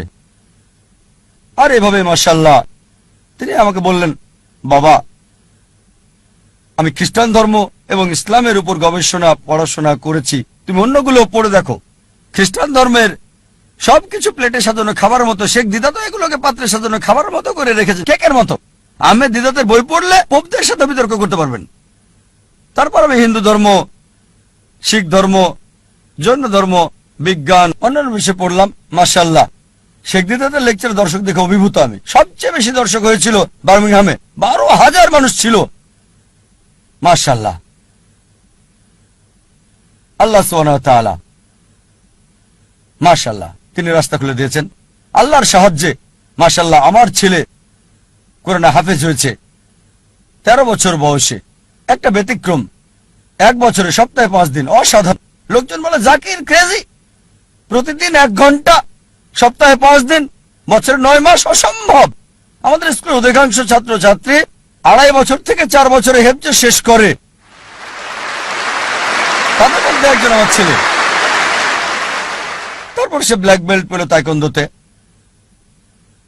তবে যে বিষয়টা আমাকে বেশি আনন্দ দিয়েছে সেটা হচ্ছে তার পাবলিক লেকচার। 8 বছর বয়সে ছোট লেকচার, 10 মিনিট 15 মিনিট, 50,000 1 লাখ দর্শকের সামনে আমার লেকচারের আগে। আর আমি প্রথম লেকচার দেই, পাবলিক লেকচার, 27-28 বছর বয়সে। লোকজন বলতো, ও এত কম বয়সে 28 বছর। আমিও ভাবতাম 28 বছর। শেখ দিদাত 60-70-এ, আমি 28 বছরে। আমি খুব খুশি। আর আমার ছেলে প্রথম দীর্ঘ পাবলিক লেকচার, যেটা 1 ঘন্টা 15 মিনিটেরও বেশি, 119টা উদ্ধৃতি, 56টা কোরআন থেকে, 52টা বাইবেল থেকে, আর 11টা হাদিস আরবি সহ, মাত্র 14 বছর বয়সে। আমার অর্ধেক। আমি খুবই আনন্দিত। মাশাআল্লাহ, 1 ঘন্টা 15 মিনিট, 119টা উদ্ধৃতি, কোন নোট ছাড়া। এই বছর মাশাআল্লাহ আমার লেকচার দিয়েছে। এই গত সপ্তাহের রোববারে লেকচারটা দিয়েছে, এই রোববারে আবারও দিয়েছে। Misconception about Islam, concept of god. ইনশাআল্লাহ ইনশাআল্লাহ আল্লাহ সুবহানাহু ওয়া তাআলার কাছে দোয়া করি যেন তার প্রচেষ্টাকে কবুল করেন। সব সময় বলি, আমার ছেলেকে বলি, আল্লাহ তোমাকে সামর্থ্য দিয়েছেন, তবুও তোমার চাহিদাকে ছোট করে রাখো, চাহিদা কম করে রাখো। কেন? তোমার এই প্রাচুর্য নাও থাকতে পারে। তোমার উদ্দেশ্য হচ্ছে দাওয়া। আর আল্লাহ তাআলা কোরআনে বলেছেন, সূরা ফুসিলাত অধ্যায় 41 আয়াত 33, ومن أحسن قولا ممن دعا إلى الله وعمل صالحا وقال إنني من المسلمين। তার কথার চেয়ে কার কথা উত্তম, যে মানুষকে আল্লাহর দিকে আহ্বান করে আর বলে আমি মুসলিমদেরই একজন। কেন বলে, আমার মনে আছে বিয়ের সময় স্ত্রীকে বললাম যে আমি একজন ডাক্তার, মাসে তোমাকে 4,000 টাকা হয়তো দিতে পারবো। 4,000 টাকা $100 কম। আমি 4,000 টাকা প্রতি মাসে দিতে পারবো। যদি বিয়ে করতে চাও তাহলে আমাকে বিয়ে করতে পারো। মাশাআল্লাহ, সে কলেজের টিচার ছিল, যা বলেছিলাম তার চেয়ে বেশি আয় করত। সেও দায়ী ছিল। মাশাআল্লাহ, তাই ছেলেকে বলি চাহিদা কম করে রাখতে। যেমন যদি ফ্লোরে ঘুমিয়ে অভ্যস্ত থাকে, সমস্যা মোকাবেলায় যদি আত্মত্যাগ করতে হয়, তাহলেও দাওয়া চালিয়ে যাওয়া সহজ হবে। বিলাসিতায় অভ্যস্ত থাকলে আর প্রাচুর্য শেষ হয়ে গেলে তোমার দাওয়ার কাজ চালিয়ে যেতে পারবে। মাশাআল্লাহ, আমি দেখেছি আমার ছেলে 7 স্টার হোটেলে ফ্লোরে শুয়ে ঘুমিয়েছে। অল্প বয়সে শিক্ষা দিতে হয়, সংগ্রামের মোকাবেলা করতে শিখবে। সোনার চামচ মুখে দেবে না, যা আল্লাহ সুবহানাহু ওয়া তাআলার উদ্দেশ্যের দিকে তাকে বাধা দেবে। আমি লেকচার শেষ করতে চাই। জীবনের উদ্দেশ্য অর্জনের বিষয়গুলোকে সাজিয়ে আপনার জীবনের বিভিন্ন স্তরে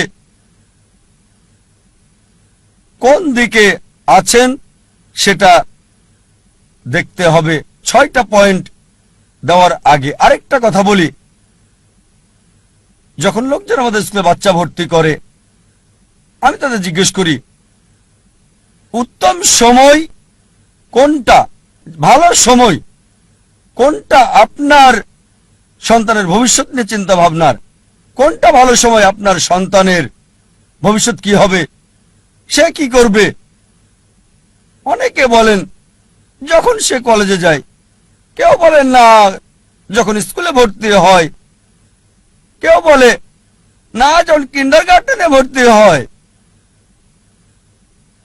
কেউই এর আগের সময়টার কথা বলে না। ইসলামিক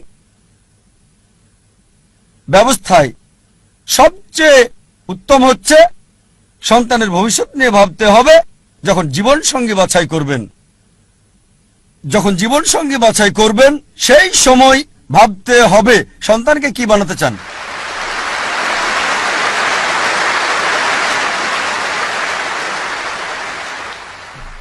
কারণ তার মা বাবা পিতামাতা তাদের আসল শিক্ষক।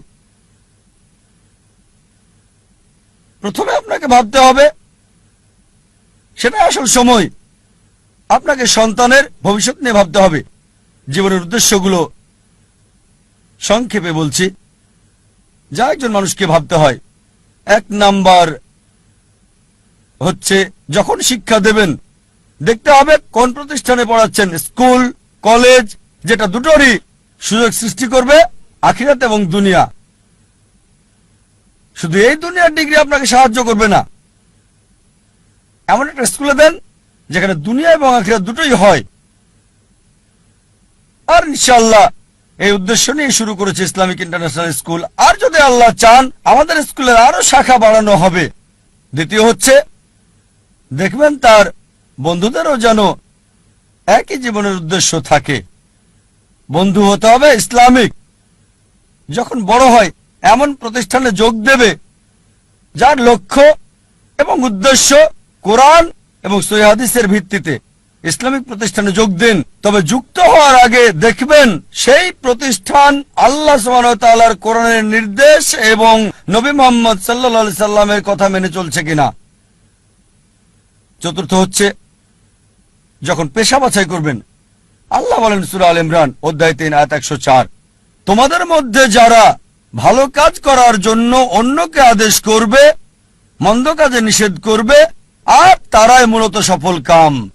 আল্লাহ বলেন সূরা ফুসিলাত অধ্যায় 41 আয়াত 33, ওয়ামান আহসানু ক্বাওলাম মিম্মান দাআ ইলাল্লাহি ওয়া আমিলা সালিহান ওয়া ক্বালা ইন্নানি মিনাল মুসলিমিন। তার কথার চেয়ে কার কথা উত্তম যে মানুষকে আল্লাহর দিকে ডাকে, সৎকর্ম করে আর বলে আমি মুসলিম। এমন পেশা বাছাই করতে হবে যেটা আল্লাহ সুবহানাহু ওয়া তাআলার দিকে নিয়ে যায়। আল্লাহ সুবহানাহু ওয়া তাআলার বার্তা পৌঁছে দেয়া তার চেয়ে আর কখনো কোনো ভালো পেশা হতে পারে না। 5 নম্বর, একই উদ্দেশ্য আছে এমন জীবন সঙ্গী বাছাই করতে হবে, একই লক্ষ্য আল্লাহ এবং তার রাসূল, আল্লাহ কেন্দ্রিক। আর 6 নম্বর পয়েন্ট কোরআনের আয়াত দিয়ে আলোচনা শেষ করতে চাই। সূরা আনাম অধ্যায় 6 আয়াত 162 বলা হয়েছে, ইন্না সালাতি ওয়া নুসুকি ওয়া মাহইয়ায়া ওয়া মামাতি লিল্লাহি রাব্বিল আলামিন। আমার নামাজ, আমার কুরবানি, আমার জীবন, আমার মৃত্যু আল্লাহর জন্য, বিশ্ব ব্রহ্মাণ্ডের মালিকের জন্য। ওয়া আখিরু দাওয়ানা আনিল হামদুলিল্লাহি রাব্বিল আলামিন।